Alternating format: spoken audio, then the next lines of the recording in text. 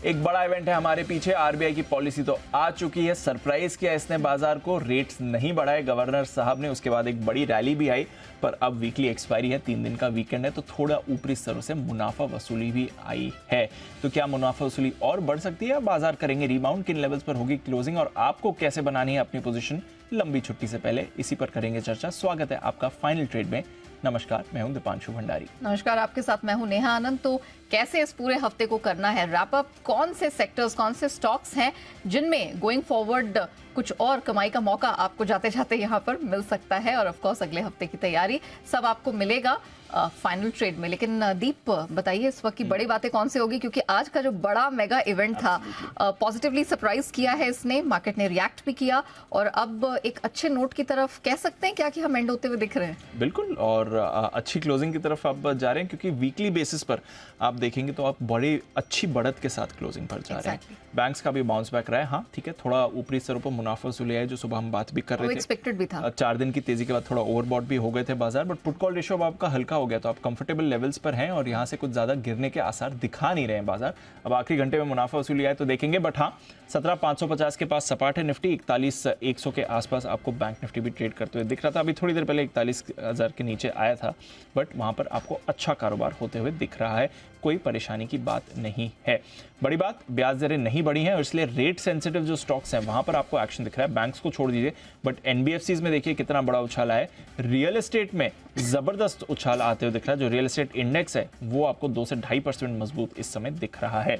थोड़ी मुनाफा वसूली आईटी में हो रही है, कल का स्टार आईटी था, आज थोड़ी प्रॉफिट बुकिंग दिखा रहा है। थोड़ा एफएमसीजी में आप गिरावट देख रहे हैं, बाकी सारे सेक्टर ज्यादातर मजबूत ही हैं, तो ब्रेथ जो है बाजार की वो तो मजबूत बनी हुई है। ग्लोबल बाजारों की बातें करें, सिर्फ 1 पॉइंट नीचे डाउ फ्यूचर्स ट्रेड कर रहा है और करीब 20 पॉइंट नीचे नैस्डैक फ्यूचर्स है। याद रखिएगा वहां पर भी आज का जो ट्रेडिंग सेशन है वो 3 दिन की छुट्टी से पहले वाला है, तो थोड़ा कंसोलिडेशन ऑलरेडी 2-3 दिनों से चल ही रहा है, आप वहां पर देख सकते हैं, क्योंकि एक्सटेंडेड वीकेंड पूरे ग्लोबल मार्केट्स के लिए, सिर्फ हमारे लिए ही नहीं, तो थोड़ा कॉशियस ट्रेड है ग्लोबल संकेतों का, अदरवाइज कुछ परेशानी की बात नहीं है।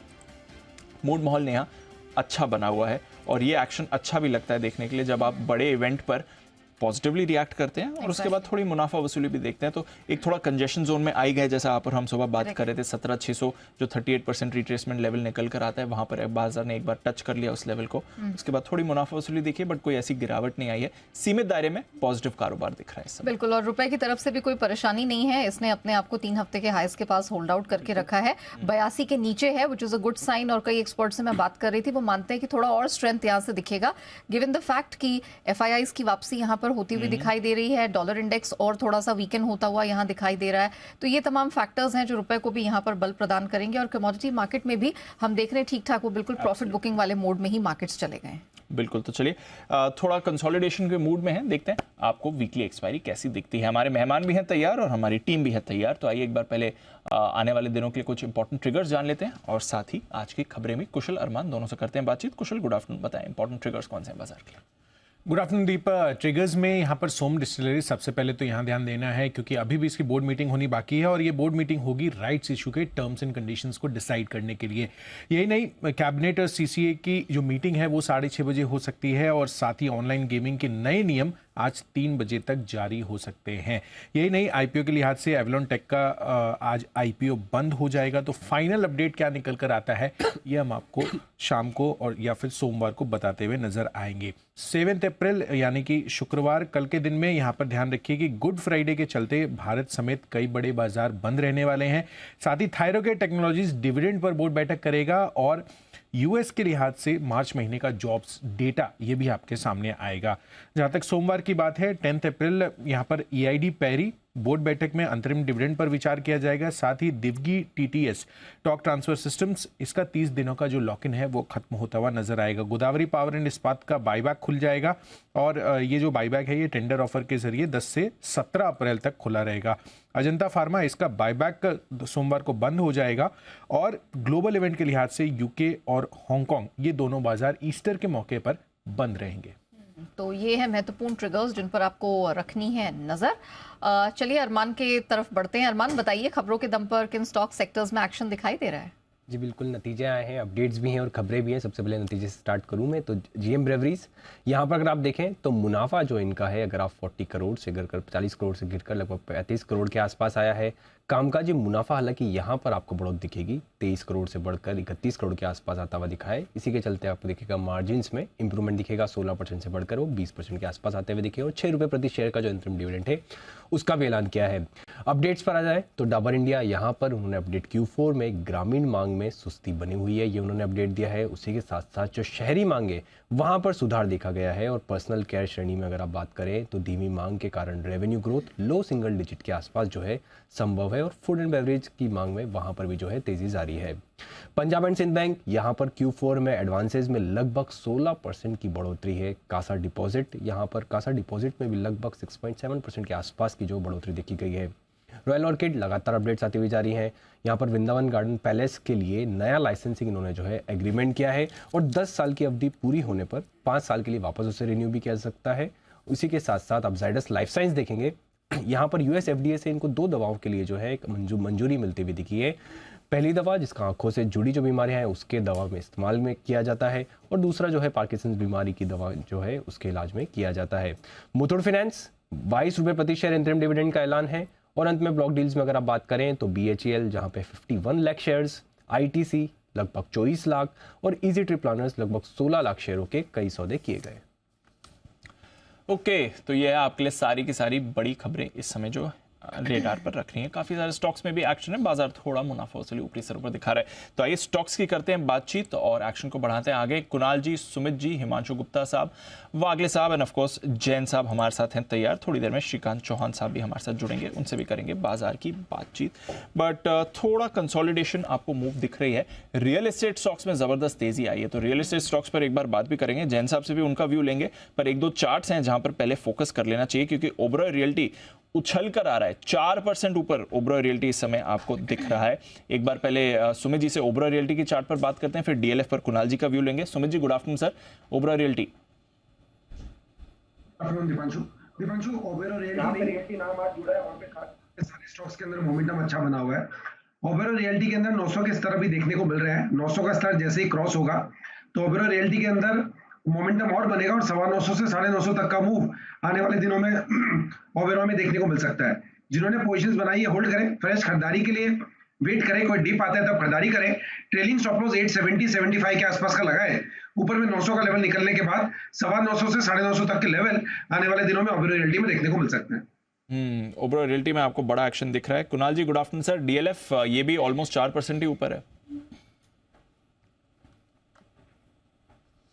बहुत ज़बरदस्त ब्रेकआउट दीपांशु आता हुआ DLF के चार्ट पर नजर आ रहा है, और मैंने और राकेश जी ने नीचे के लेवल्स पर इस पर खरीदारी की भी राय दी थी। एक बड़ा बेस बन चुका है, और आज के ट्रेड में जो 375 के ऊपर स्टॉक निकला है, मुझे लगता है कि 410 415 के लेवल्स आते हुए दिखेंगे।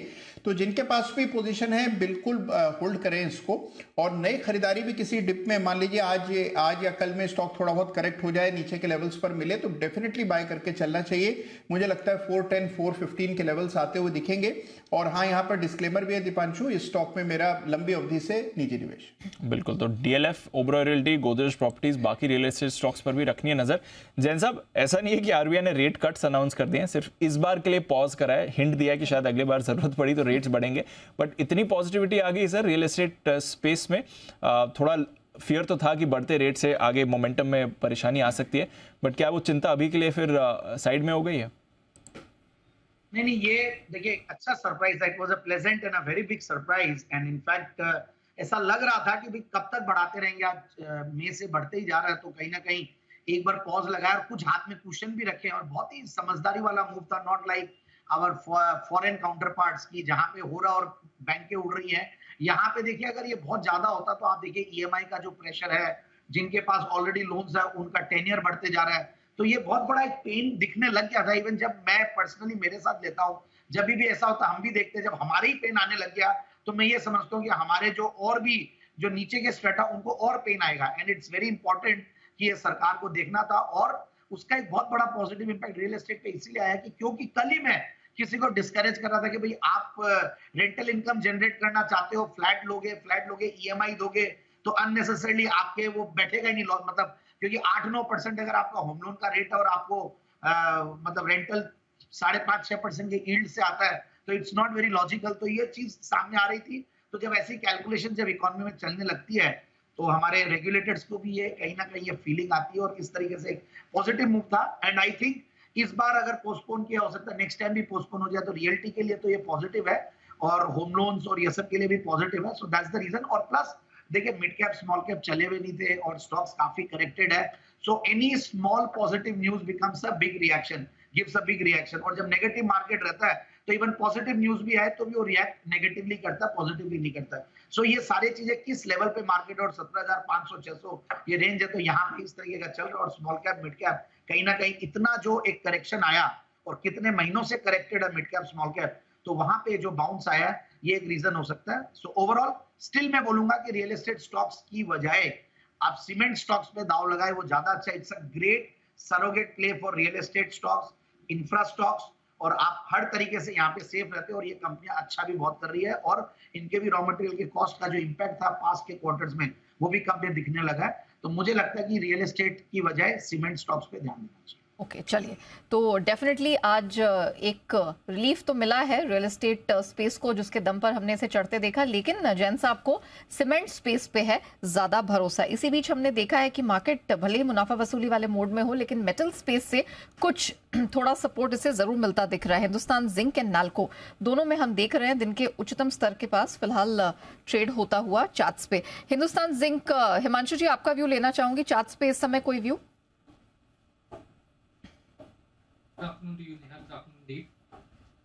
देखिए हिंदुस्तान जिंक का चार्ट सेटअप स्ट्रक्चर पॉजिटिव है और मुझे लगता है कि ये स्टॉक यहाँ से और ऊपर की अपसाइड दिखाने का पोटेंशियल रखता है। हालांकि फ्रेश खरीदारी के लिए मुझे लगता है कि थोड़ा पिछले 3 दिनों में एक अच्छा मूव आया है। स्टॉक 290 रुपए से चल के 310 की तरफ आ गया है, तो थोड़ा सा अगर डिप मिलता है 305 304 की तरफ तो रिस्क रिवॉर्ड बेटर बैठता है। और उस कंडीशन में स्टॉप लॉस 300 रुपए का लगाकर यहाँ पर तेजी की पोजीशन की ट्रेड किया जा सकता है। अपसाइड में 318 320 रुपए तक का एक इमीडिएट शॉर्ट टर्म में टारगेट है। लेकिन मुझे लगता है कि स्टॉक में पोटेंशियल है कि पोजिशनली ये स्टॉक काफी ऊपर 335 340 रुपए तक के भी पोटेंशियल अपसाइड दिखाने का पोटेंशियल रखता है। नाल्को में भी यही व्यू बन रहा है। लेकिन नेशनल एल्यूमिनियम का आज अगर मैं चार्ट देखता हूं तो एक लगातार एक काफी लंबी समय से एक बहुत ही नैरो ट्रेडिंग जोन में अटका हुआ है। इनफैक्ट मैं कहूंगा अंडर परफॉर्मर रहा है अपने काउंटर पार्ट्स का। तो फिलहाल नाल्को में उस तरह का कोई ट्रेडिंग मोमेंटम मुझे नजर नहीं आता। जहां तक लेवल्स का सवाल है 82.5 यानी कि 82.5 रुपए अपसाइड में एक रेजिस्टेंस जोन है। जब तक स्टॉक उसके ऊपर नहीं टिकता तब तक मुझे नहीं लगता कि यहाँ पर कोई फ्रेश मोमेंटम बनता हुआ नजर आएगा। तो ये है आपके लिए कुछ मेटल स्टॉक्स जहां पर आपको मूवमेंट दिख रहा है।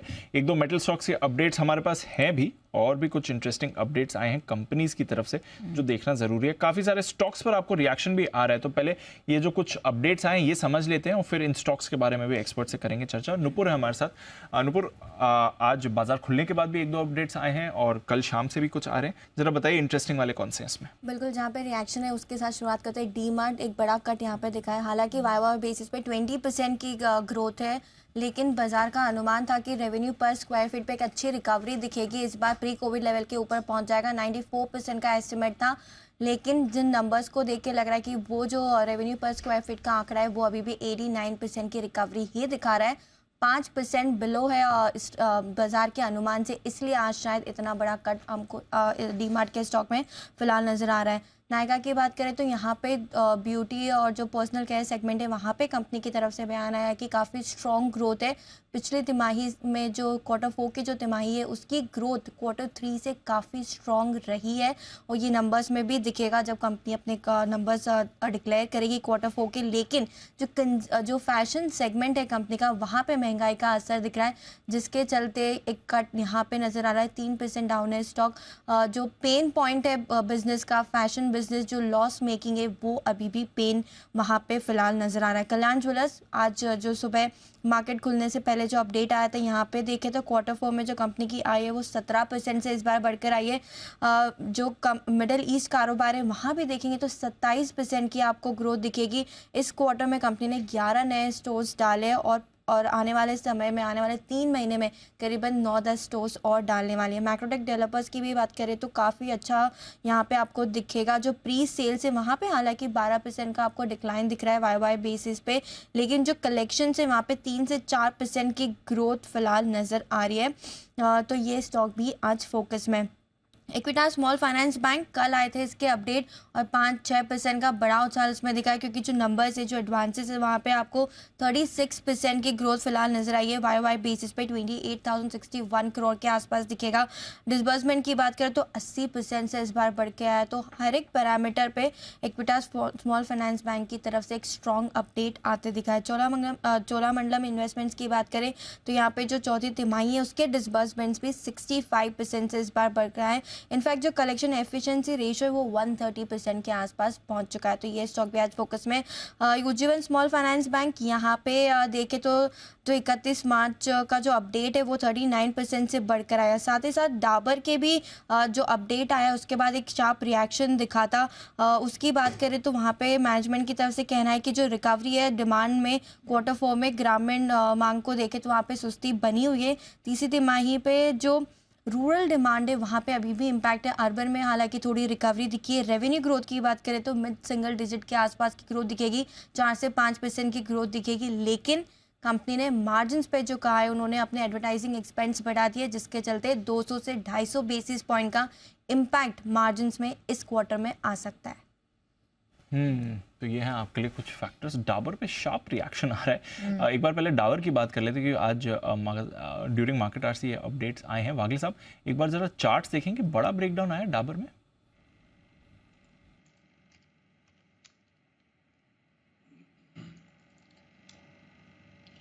दीपांशु, बिल्कुल बड़ा ब्रेकडाउन आया है और मुझे लगता है ये और भी थोड़ा नीचे कंटिन्यू होगा। अभी एक सपोर्ट पे है जो कि 520-522 का एरिया है, अभी 529 है। अगर ये 520 तोड़ देता है तो फिर ये 480 तक जा सकता है। तो बिल्कुल आपको बेचना है, लेकिन थोड़ा सा बाउंस पे सही बेचने की लेवल 535-540 होगी और पोजिशनली खड़े रहे। मुझे लगता है ये 520 के नीचे और वीक होगा, फिर 480 का मेरा पोजिशनल टारगेट होगा। तो ये है आपके लिए डाबर 480 तक पोजीशन ये गिर सकता है। कमजोरी तो काफ़ी ज़्यादा आ रही है। आई थिंक वागले साहब की तरफ से एक ट्रेडिंग कॉल भी है, वो भी लेते हैं। फिर जैन साहब से डीमार्ट के बारे में भी बात करेंगे। बिगुल वागले साहब के लिए वागले का wonder.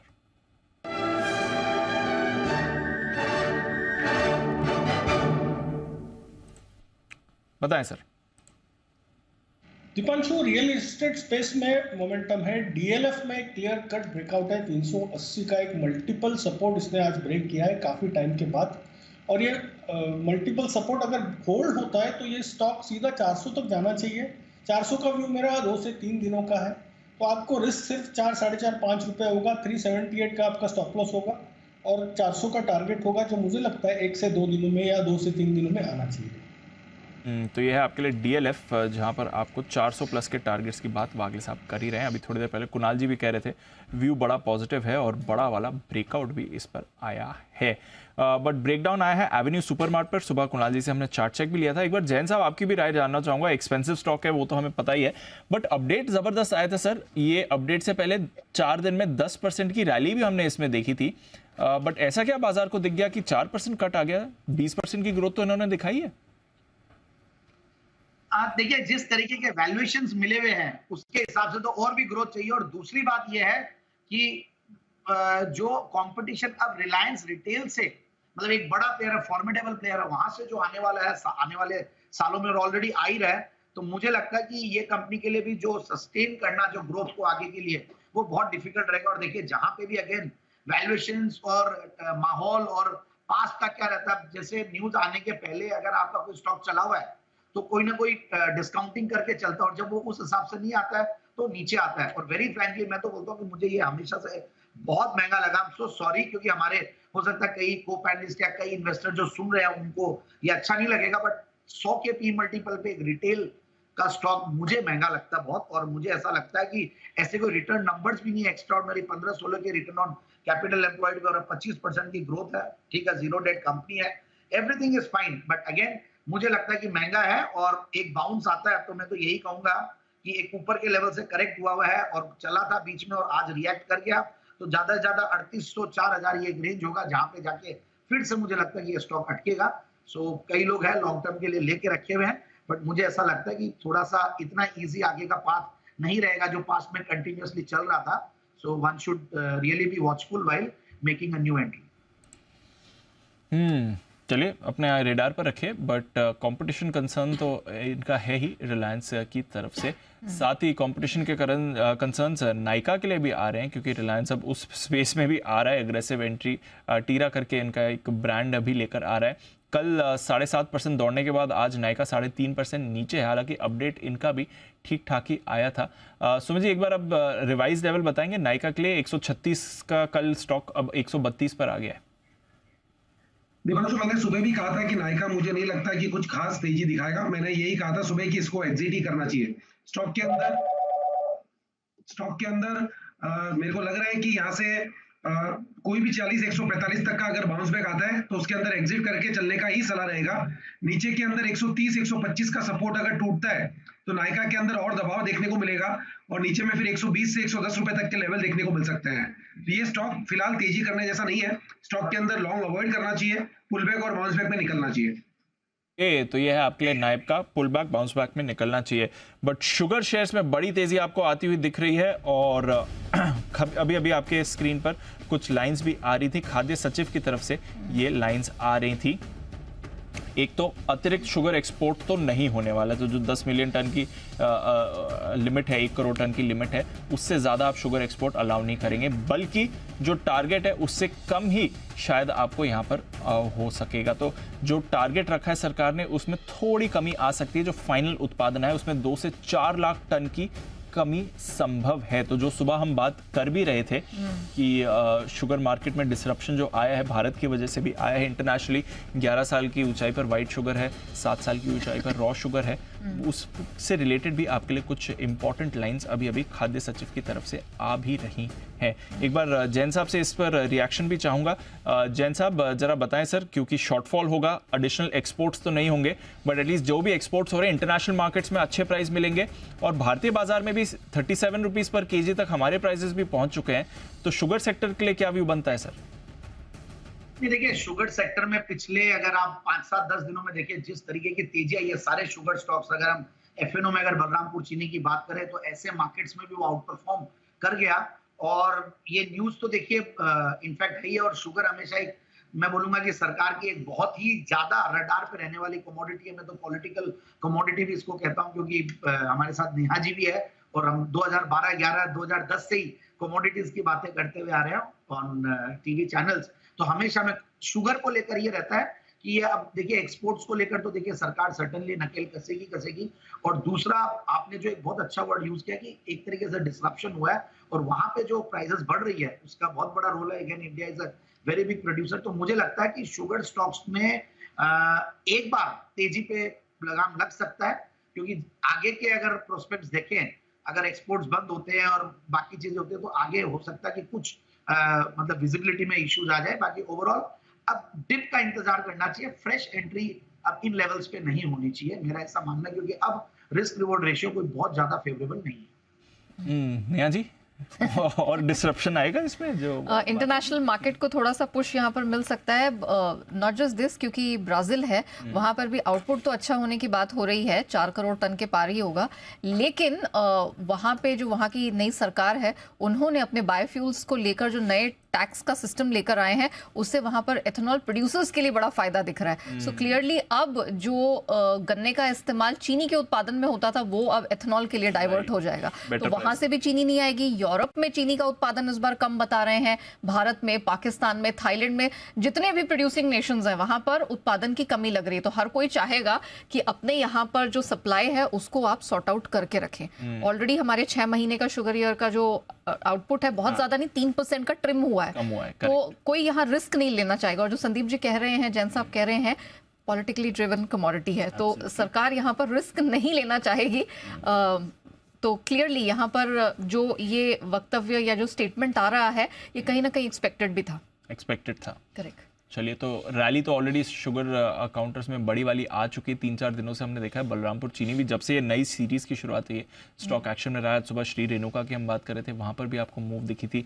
Dhampur sugar, Simbhaoli sugar, ये बाकी जो शुगर स्टॉक्स है वहां पर भी मूव आ रही है। ईआईडी पैरी भी काफी मजबूत है। इनफैक्ट हम ट्रिम डाउन हो गए हैं, अब थोड़ा ट्रिम डाउन हो रहे हैं बिकॉज वो ये buy on rumour sell on news वाली स्टोरी हो रही है, बट शॉर्टफॉल रह सकता है, ऐसे संकेत आ गए। एडिशनल एक्सपोर्ट्स तो नहीं होगा, बट हाँ प्राइसिंग के लिहाज से इन्हें अच्छे प्राइसेस इस समय डोमेस्टिक मार्केट में मिल रहे हैं। एक रिपोर्ट बता रही थी 37 रुपीज पर केजी तक आपको ये प्राइसेस जाते हुए दिखे, वहां पर नया फायदा आएगा। ओके, तो शुगर शेयर्स, शुगर सेक्टर यहाँ पर रखनी है आपको नजर। यहाँ पर मूव अच्छी वाली आ सकती है। एक बलरामपुर चीनी पर राय भी ले लेते हैं। हिमांशु जी जरा देखें सर, 3-4 दिनों की बड़ी रैली हो गई है, अब थोड़ा ऊपरी स्तरों पर मुनाफा वसूली आ सकती है या फिर थोड़े और स्ट्रेंथ बाकी है अभी भी इसमें? हमने दीपांशु बिल्कुल, एक्चुअली अगर आप देखेंगे तो 360-365 रुपए के लेवल से एक तरफा वर्टिकल रैली स्टॉक में देखने को मिली है। तो मुझे लगता है काफी ज्यादा स्वाभाविक है कि इन लेवल्स पर एक कंसोलिडेशन या एक रनिंग करेक्शन देखने को मिले स्टॉक में। और ऑन द अदर हैंड 420 पर अच्छा खासा कॉल राइटिंग का भी ओआई डेवलप होता हुआ नजर आ रहा था। तो मुझे लगता है कि स्टॉक 400-398 रुपए तक रिट्रेसमेंट दिखा सकता है और फिर उन लेवल्स पर वापस से इसको रिव्यू करेंगे। फिलहाल मुझे लगता है कि शायद स्टॉक आने वाले 2 से 3 दिन एक साइडवेज कंसोलिडेशन में जाता हुआ नजर आए। चलिए, तो फ्रेश खरीदारी से अभी आपको शुगर स्पेस में बचना है। कोई डिप, कोई करेक्शन आए तब रिव्यू करके ले, तब ये स्थिति बेहतर रहेगी। लेकिन एक्शन तो भरपूर एनबीएफसी स्पेस में दिखाई दे रहा है और वहां पर हमने देखा है जबरदस्त एक्शन है। एमएनएम फाइनेंशियल यहां पर दिन के उच्चतम स्तर के पास ट्रेडर 5.5% की स्ट्रेंथ यहां पे इस समय चार्ट्स पे बनती हुई दिखाई दे रही है। कुणाल जी, एमएनएम फाइनेंशियल सर इस समय क्या व्यू बन रहा है? देखिए, बहुत स्ट्रॉन्ग चार्ट है नेहा। आप देखिए, बाकी एनबीएफसी से तुलना करें तो मुझे काफ़ी मजबूत स्ट्रक्चर लगता है। हायर बॉटम्स की एक अटूट श्रृंखला है और जब हम देख रहे थे कि पूरे फाइनेंशियल्स करेक्ट कर रहे थे, उस समय भी स्टॉक ने एक मेजर लेवल को होल्ड किया हुआ था। और अगर इसका वीकली चार्ट देखा जाए तो यहाँ पर एक पैटर्न बन रहा है जिसको 3 राइजिंग मेथड पैटर्न कहते हैं। तो मुझे लगता है कि यहाँ पर आपको 280-85 के भाव भी आने वाले कुछ दिनों में देखने को मिल सकते हैं। तो मेरी मौजूदा स्तरों पर खरीदारी की राय है। तो जिनके पास पोजीशन है बिल्कुल बने रहें। 245 के आसपास एक स्टॉप लॉस रख लें। मुझे लगता है स्टॉक 270 तक जा सकता है। सर, इतना ही कॉन्फिडेंस के एल&टी फाइनेंस में भी रहेगा, क्योंकि ये भी दमदार प्रदर्शन दिखा रहा है, 3.5% की स्ट्रेंथ और ये भी चार्ट को टॉप करता हुआ दिन के दौरान दिख रहा है। देखिए, चार्ट इसका भी मजबूत है नेहा, लेकिन अगर इन दोनों में तुलना करनी हो तो एम&एम फाइनेंस का चार्ट ज़्यादा बेहतर है। एल&टी फाइनेंस में भी आज एक अच्छा मूव आता हुआ दिख रहा है। ये स्टॉक एक रेंज में है और रेंज का अपर एंड लगभग 95 रुपए के आसपास है, तो 95 तक ये भी जा सकता है। लेकिन अगर इन दोनों में एक चुनना हो तो एम&एम फाइनेंस के साथ जाना चाहिए। ओके, एम&एम फाइनेंस इसके साथ जाइए और मूव भी अच्छी आ रही है। थोड़ी अच्छी मूव हमने बाकी एनबीएफसीज में भी बनती हुई देखी थी। बजाज फाइनेंस, बजाज फिनसर्व 2 दिनों से काफ़ी एक्टिव हो रहे थे, यहाँ पर अच्छा उछाल आया था। कैनफिन होम्स में आपने वो बड़ी अच्छी मूव आती हुई दिख रही है। इनफैक्ट एक बार कैनफिन होम्स के चार्ट पर भी राय लेते हैं। वागले साहब जरा देखेंगे, कैनफिन होम्स का चार्ट 570 के लेवल पर है, बढ़िया मूव इसमें भी आती हुई दिख रही है। रियल एस्टेट दौड़ रहा है तो ऑफकोर्स फिर ये जो हाउसिंग फाइनेंस कंपनीज है उनको तो फायदा होगा ही। दीपांशु, बहुत ही बढ़िया पैटर्न है। 560 का एक मल्टीपल रेजिस्टेंस इसने ब्रेक किया है, अभी 568-69 है। मुझे लगता है ये 600 तक तो जाना चाहिए अगले 1 से 2 दिनों में। तो यहाँ पे लिया जा सकता है एज ए पोजिशनल ट्रेड 1 से 2 दिनों के व्यू से। थोड़ा सा नीचे आता है 564-65 ऐड किया जा सकता है। 558 का स्टॉप लॉस, 600 का target, perfect risk to reward बैठ रहा है। ओके, तो ये है आपके लिए कैनफिन होम्स, जहां पर आपको रखनी नज़र। इस पर भी एक्शन आपको आते हुए दिख रहा है। LIC हाउसिंग फाइनेंस भी अच्छा दिख रहा है, 2.5% ऊपर ये काउंटर भी ट्रेड कर रहा है, तो इस पर भी रखें नज़र। एक और एनबीएफसी हाउसिंग फाइनेंस से इसका कुछ लेना देना नहीं है, बट मुथूट फाइनेंस, इस पर भी आपको एक अच्छी मूव बनती हुई दिख रही है। एक बार जरा मुथूट फाइनेंस चार्ट चेक भी ले लिया जाए। हिमांशु जी देखेंगे सर, मुथूट फाइनेंस इस पर डिविडेंड की भी घोषणा हुई है। आई थिंक 22 रुपए का डिविडेंड भी इन्होंने ऐलान किया है, 1000 के ऊपर ट्रेड कर रहा है डेज हाई पर। दीप, पोजिशनली तो चार्ट सेटअप कोई खास पॉजिटिव नहीं है, लगातार स्टॉक करेक्शन में रहा है। लेकिन पिछले 3-4 ट्रेडिंग सेशन से स्टॉक ने एक higher high higher low sequence start की है, जिसके चलते स्टॉक 1040-1045 तक की एक रिकवरी अटेम्प्ट कर सकता है। तो फिलहाल बहुत ज्यादा प्रॉमिसिंग पैटर्न नहीं है, लेकिन अगर 1045-1050 के ऊपर स्टॉक टिकता है आने वाले दिनों में, तब शायद यहाँ पर स्टॉक में एक मोमेंटम बिल्ड होता हुआ नजर आए। फिलहाल सिर्फ एक ट्रेडिंग बाउंस की तरह से 1040-1045 तक स्टॉक में अपसाइड देखने को मिल सकती है। 45-50 तक का लेवल यहाँ पर मुथूट फाइनेंस में बनता हुआ दिखाई दे रहा है, तो उसको आप प्ले करके चल सकते हैं। लेकिन एक बिगुल हिमांशु जी के लिए, हिटमैन हिमांशु।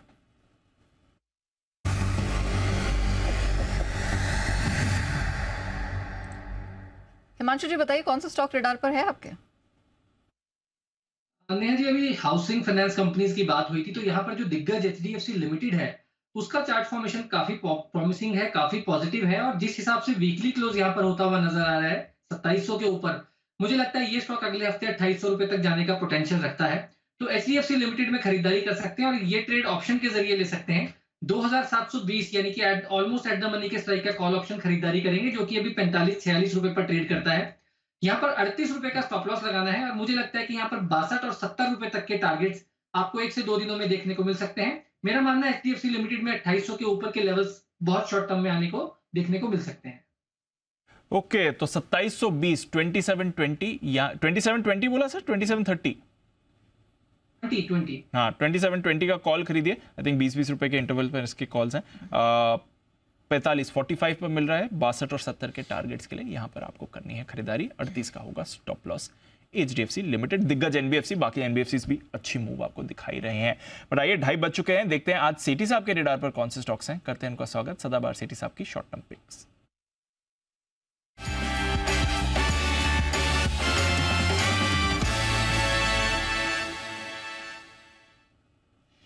और रोज की तरह अपनी कॉल्स देने के लिए तैयार सेठी साहब। सेठी साहब, बॉम्बे में नहीं है sir?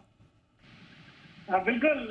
Good afternoon Deepanshu, good afternoon Neha. Bombay में नहीं हूँ मैं, एक्चुअली कोई हॉलीडेज के लिए अब्रॉड आया हूँ, तो वहीं से कनेक्ट हो रहा हूँ दीपांशु। बहुत बहुत शुक्रिया सर, दाद देनी पड़ेगी आपकी। छुट्टी पर हैं सेठी साहब, बट फिर भी जहाँ भी गए हैं वहाँ से आपको पिक देने के लिए तैयार हैं। कहाँ है वैसे सेठी साहब आप? मैं दीपांशु मॉरिशस में हूँ अभी।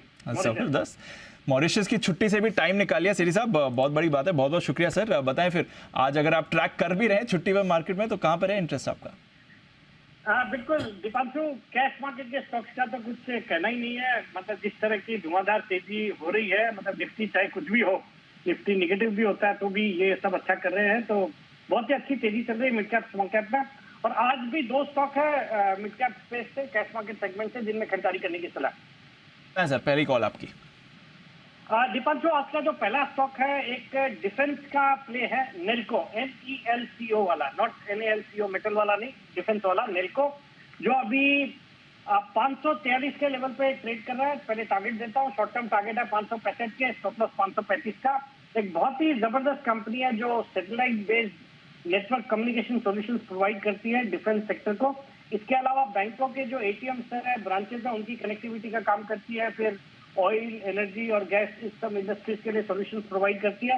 एक टाटा ग्रुप कंपनी है, एक स्ट्रॉन्ग ऑर्डर बुक, और सरकार का हम जानते हैं फोकस है पूरा मेक इन इंडिया के ऊपर, डिफेंस के ऊपर। और इस कंपनी ने भारत में जो डोमेस्टिक फ्लाइट्स है उनमें इन फ्लाइट कनेक्टिविटी के लिए भी एक इंटेलसेट नाम की, जो दुनिया की सबसे बड़ी इस तरह की सर्विस प्रोवाइड करने वाली कंपनी है, उनके साथ करार किया। तो वहां से भी एक बड़ी अपॉर्चुनिटी नजर आती है। स्टॉक अपने हाइट से अच्छा खासा करेक्ट हुआ हुआ। मुझे लगता है इस स्टॉक को बिल्कुल करंट लेवल्स पे लेना चाहिए। टाटा ग्रुप के टाटा पावर इसमें अराउंड 50% स्टेक ओन करती है। फिर MIT इसमें भी अराउंड 3% स्टेक ओन करती है। मुझे लगता है ये स्टॉक बहुत ही शॉर्ट टर्म में 565 तक के लेवल्स दिखा सकता है और 535 का स्टॉप लॉस रखना। ओके, तो 565 का टारगेट, 535 का स्टॉप लॉस। नेल्को, इस पे करनी है खरीदारी। दूसरी कॉल सर। दूसरा स्टॉक दीपांशु, ये भी एक जबरदस्त कंपनी है। स्टॉक का नाम है पनामा पेट्रो, जो अभी 293 के लेवल्स पे है। Short term target 310, stop loss 285। ये कंपनी भी एक स्पेशलिटी पेट्रोलियम प्रोडक्ट की मैन्युफैक्चरर और एक्सपोर्टर है। जैसे ये ऑयल और लुब्रिकेंट्स बनाती है, जो कि FMCG sector, power sector, textile, pharma, इन सब सेक्टर्स के लिए काम आता है। इवन रबर सेक्टर को भी कैटर करती है। जबरदस्त क्लाइंट लिस्ट है, जितने नामी गिरामी FMCG कंपनीज है, डाबर है, मेरिको है, ये सब इनके क्लाइंट लिस्ट में है। एक जीरो डेट कंपनी है। वैल्यूएशन के लिहाज से स्टॉक सस्ता लगता है। 8-9 के मल्टीपल पे स्टॉक ट्रेड करता है। 2.74% की डिविडेंड यील्ड है। Return on equity close to 30%, return on capital employed 37%। FIS भी 3-4% हिस्सेदारी रखते हैं और बाजार के रेस्पेक्टेड रिनाउंड इन्वेस्टर्स भी इस स्टॉक में निवेशित है। मुझे लगता है, और इन्होंने हाल ही में कैपेसिटी एक्सपेंशन भी कंप्लीट किया, तो उसका भी असर आने वाले क्वार्टर्स में देखने को मिलेगा। तो I remain bullish on the stock और मुझे लगता है यहाँ पे खरीदारी करनी चाहिए। और शॉर्ट टर्म टारगेट मैंने दे दिया, 310 के टारगेट है, 285 का स्टॉप लॉस। 310 का टारगेट, 285 का स्टॉप लॉस। पनामा पेट्रो, इस पर करें खरीदारी, और साथ ही नेल्को। ये हैं आपके लिए 2 कॉल सीरीज आपकी तरफ से। शुक्रिया सर हमारे साथ जुड़ने के लिए। मंडे को तो आ रहे हैं ना सर? नहीं दीपांशु, मैं ट्यूसडे को आऊंगा, मतलब वेडनेसडे को ज्वाइन करूंगा वहां से। चलिए एक्सटेंडेड वीकेंड को थोड़ा और एक्सटेंड कर रहे हैं सीरीज साहब, बट एंजॉय करें सर अपनी हॉलीडे। बढ़िया है हॉलीडे डेस्टिनेशन पर सीरीज साहब, बट फिर भी अपनी पिक्स दे रहे हैं हमें।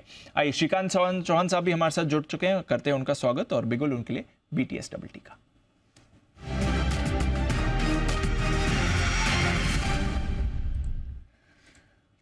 गुड आफ्टरनून श्रीकांत जी, बताएं सर। Deepanshu good afternoon.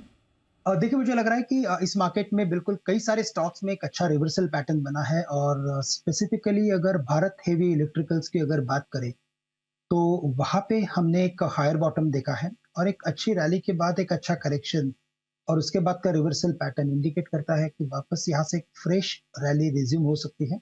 तो करंट लेवल से यानी 70.70 70.50 के लेवल्स पे इसे खरीद के चले और टारगेट्स नजर आते हैं 74 के और हमें स्टॉप लॉस रखना पड़ेगा 68 के करीब का। साथ ही साथ दीपांशु मुझे लगता है कि बजाज फाइनेंस ये एक स्टॉक भी हमें काफी क्लोज वॉच पे रखना पड़ेगा क्योंकि यहाँ पे भी एक शानदार फॉर्मेशन बना है और इनफैक्ट अभी जैसे कि RBI की तरफ से अनचेंज का जो व्यू आया है रेट के लिए, I think it will help all the NBFCs, but specially अगर देखा जाए तो मुझे लगता है बजाज फाइनेंस में यहाँ से अच्छी खासी एक री रेटिंग हो सकती है और करंट लेवल से इसे भी लॉन्ग करें। स्टॉप लॉस यहाँ पे रखना पड़ेगा एट 5870 और टारगेट्स रहेंगे यहाँ पे 6200 6250। ओके तो BHEL, बजाज फाइनेंस, ये 2 स्टॉक्स पसंद आ रहे हैं फिलहाल श्रीकांत जी को। अच्छा Shrikant ji, property space, real estate space में हम देख रहे हैं कुछ अच्छा एक्शन देखने को मिल रहा है। गोदरेज प्रॉपर्टीज इसी कड़ी में खासी स्ट्रेंथ यहाँ पर दिख रही है, चार्ट में अभी दिन के उच्चतम स्तर के पास है। क्या व्यू बन रहा है इस पे? बिल्कुल नेहा जी, तो अगर इस पर्टिकुलर अनाउंसमेंट के बाद हमें लगता है कि जितने भी रेट सेंसिटिव सेक्टर्स हैं वहां पे इनफैक्ट काफी अच्छी तेजी बनेगी और NBFCs के साथ साथ हमें लगता है कि रियल एस्टेट स्पेस में भी तेजी बनेगी। इंडिया बुल रियल एस्टेट या तो ओबेरॉय रियल्टी, यहाँ पे हमने अच्छी खासी तेजी देखी, लेकिन गोदरेज प्रॉपर्टीज यहाँ पे हमें लगता है कि एक फॉलिंग वेज फॉर्मेशन बना रहा है, यानी कि इंडिकेट कर रहा है कि इसमें बॉटमिंग आउट का फॉर्मेशन बन रहा है। थोड़ा सा और वक्त लगेगा लेकिन इवेंचुअली ये स्टॉक वापस 1200 1250 के लेवल्स दिखा सकता है। तो करंट लेवल से भी अगर इसे लॉन्ग करेंगे तो स्टॉप लॉस रखना पड़ेगा 1050 का, जो थोड़ा बड़ा स्टॉप लॉस है, लेकिन टारगेट्स नजर आते हैं 1250 रुपए के। तो करंट लेवल से भी लॉन्ग पोजीशंस बनाने की राय देगी। के टारगेट्स, बड़े टारगेट्स आ रहे हैं श्रीकांत जी की तरफ से, नजर रखिए। DLF, Oberoi realty, Godrej properties, बाकी जो रियल एस्टेट स्टॉक्स हैं और हाउसिंग फाइनेंस कंपनीज हैं वहां पर भी आपको अच्छा एक्शन दिख रहा है। बट एक स्टॉक जहां पर आपको 5% का लोअर सर्किट दिख रहा है वो है आपके लिए GHCL। क्यों आज ये स्टॉक नीचे? क्या सिर्फ आज ही नीचे रहने वाला है? थोड़ा और दबाव इसमें बन सकता है? अब थोड़ा रिकवर भी हो गया, 5% का सर्किट था वहां से थोड़ा रिकवर भी हो गया और क्यों हुआ है इसमें एक्शन, ये समझते हैं। अरमान है हमारे साथ तैयार। अरमान बताइए GHCL क्या चल रहा है इसमें, क्यों रेडार पर है? जी बिल्कुल, आज जो है कॉर्पोरेट एक्शन है उसका दिखेगा, उसका एडजस्टमेंट, उसके कारण जो है एडजस्टमेंट होता हुआ दिखा है। अब कॉर्पोरेट एक्शन क्या हुआ है, क्योंकि GHCL का जो स्पिनिंग डिवीजन है वो उनसे डीमर्ज हो गया है और डीमर्ज होने के बाद एक GHCL टेक्सटाइल लिमिटेड कंपनी है जो अलग से लिस्ट होगी, जिसमें ये जो स्पिनिंग का डिवीजन है वो पूरा कारोबार उसमें चला जाएगा। अब अगर आप इसके वैल्यूएशन पे आए तो सबसे पहले GHCL लिमिटेड की बात करें तो अब जो इसमें कारोबार जो बचेगा वो है इनऑर्गेनिक केमिकल का कारोबार, जो कि सोडा ऐश का जो कारोबार है वो यहाँ पर बचेगा। ओवरऑल अगर आप देखें इसमें, अगर TTM कि अगर आप मार्जिन्स की बात करें तो इनका मार्जिन्स जो है वो लगभग 30% से भी ज़्यादा है। अब सोडा ऐश के कारोबार में जो सोलली अगर आप दूसरी अगर अच्छी कंपनीज देखें जो इनके पीयर्स के हिसाब से आती है तो उसमें टाटा केमिकल्स आ जाती है, DCW लिमिटेड आ जाती है। हालांकि अगर उन दोनों का अगर आप देखेंगे, दोनों के कंपोजिशन में दूसरे बिजनेस भी है, तो वैल्यूएशन के हिसाब से DCW लिमिटेड EV/EBITDA लगभग 3.8 पे ट्रेड करता है। टाटा केमिकल्स अगर आप देखें तो लगभग 8 के EV/EBITDA पे ट्रेड करता है। तो अगर आप कंजर्वेटिवली EV/EBITDA अगर आप GHCL को दें लगभग 3 का भी दें, और जो इनका अगर आप कामकाजी मुनाफे की बात करें तो लगभग इनका 1500 करोड़ का जो TTM EBITDA है वो आता हुआ दिखा है। तो उस हिसाब से जो शेयर प्राइस जो आता है एडजस्टमेंट के बाद की मिनिमम उतना तो शेयर प्राइस होना ही चाहिए। GHCL लिमिटेड का जो आपको लिस्टेड कंपनी दिख रही है वो आता है 470 रुपये। तो 470 रुपये तो कंजर्वेटिवली एक मिनिमम प्राइस तो आता ही है जो इस एडजस्टमेंट के बाद GHCL लिमिटेड का होना ही चाहिए। तो हुआ अभी है डीमर्जर हुआ है इनका, डीमर्जर इनके हुआ है। दो कारोबार है आप कह रहे हैं, एक Inorganic केमिकल्स का है बिल्कुल। और एक टेक्सटाइल का है, जिसमें स्पिनिंग वाला, हाँ स्पिनिंग वाला, तो वो स्पिनिंग वाला निकल डीमर्ज रहा हो गया है जी। अब ये बाद में लिस्ट होगा, अलग से लिस्ट होगा, उस कंपनी का नाम होगा GHCL टेक्सटाइल लिमिटेड। ठीक है, तो GHCL टेक्सटाइल बाद में लिस्ट होगा जी। जो ये अभी मौजूदा कारोबार है ये आप कह रहे हैं सोडा ऐश में ज्यादा, सोडा ऐश बिल्कुल, वो इनऑर्गेनिक माना जाता केमिकल, है। यस। ठीक है, तो इसकी वैल्यू अब कैसे निकाल रहे हैं आप? इसकी वैल्यू क्योंकि जो आप इनके पीयर्स हैं, अगर आप पीयर्स देखें तो DCW लिमिटेड है, टाटा केमिकल्स है, और हालांकि इन दोनों का अगर आप देखें दोनों के बीच में दूसरे कारोबार भी हैं, पर ओवरऑल मोटा मोटी अगर आप देखें EV/EBITDA DCW लिमिटेड का 4 कहा जाता है, टाटा केमिकल्स का 8 कहा जाता है, और अगर आप DCW लिमिटेड का मार्जिन देखेंगे उसके हिसाब से इनका मार्जिन ज्यादा है काफी। अच्छा, फिर भी मैं EV/EBITDA उनको 3 का ही दे रहा हूँ, हाँ, तो भी मेरा जो मिनिमम वैल्यू निकल के आ रहा है वो 470 रुपए निकल के आ रहा है। तो कंजर्वेटिव एस्टिमेट भी लें तो 470 रुपए तो बनता ही है, इससे नीचे नहीं होना, बिल्कुल इसके नीचे इसके ऊपर ही होना चाहिए अगर आप बाकी वैल्यूएशंस कंपेयर करें तो। बिल्कुल ठीक है, तो 470 ये तो अभी 500 पर ट्रेड कर रहा है जी, तो ये कह सकते हैं कि अपनी फेयर वैल्यू के आसपास बिल्कुल बिल्कुल। ठीक है, अब ये जो GHCL टेक्सटाइल हुआ है जी, ये बाद में ही लिस्ट होगा 2-3 महीने बाद, यूजुअली हम देखते हैं डीमर्जर में, इसकी क्या वैल्यू निकलेगी? अब GHCL टेक्सटाइल लिमिटेड की अगर आप देखें तो जो स्पिनिंग कंपनियां हैं उसमें आपको बड़े नाम कौन से दिखेंगे, जिसमें वर्धमान टेक्सटाइल हुआ, नितिन स्पिनर्स हुआ, Ambika cotton, Nahar spinning, RSWM, इन सब का अगर आप मार्केट कैप टू सेल्स का औसतन निकालेंगे तो वो 0.6 का होता है, मार्केट कैप टू सेल्स 0.6 का।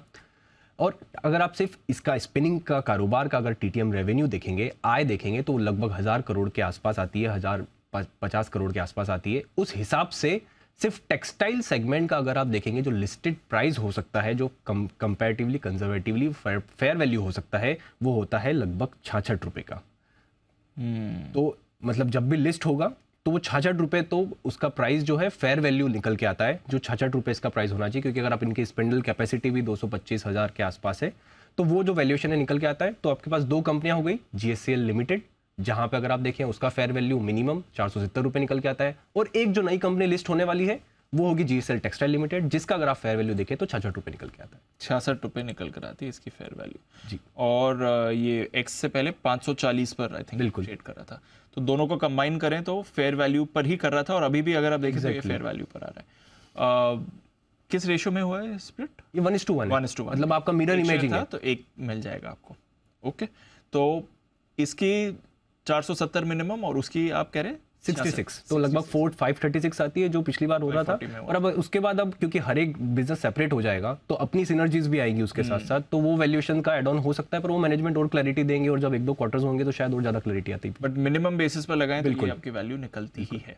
ठीक है, आई थिंक 8 तारीख रिकॉर्ड डेट है इस डीमर्जर की, तो जी अगले हफ्ते आपके अकाउंट में शेयर्स भी आ जाने चाहिए इसके।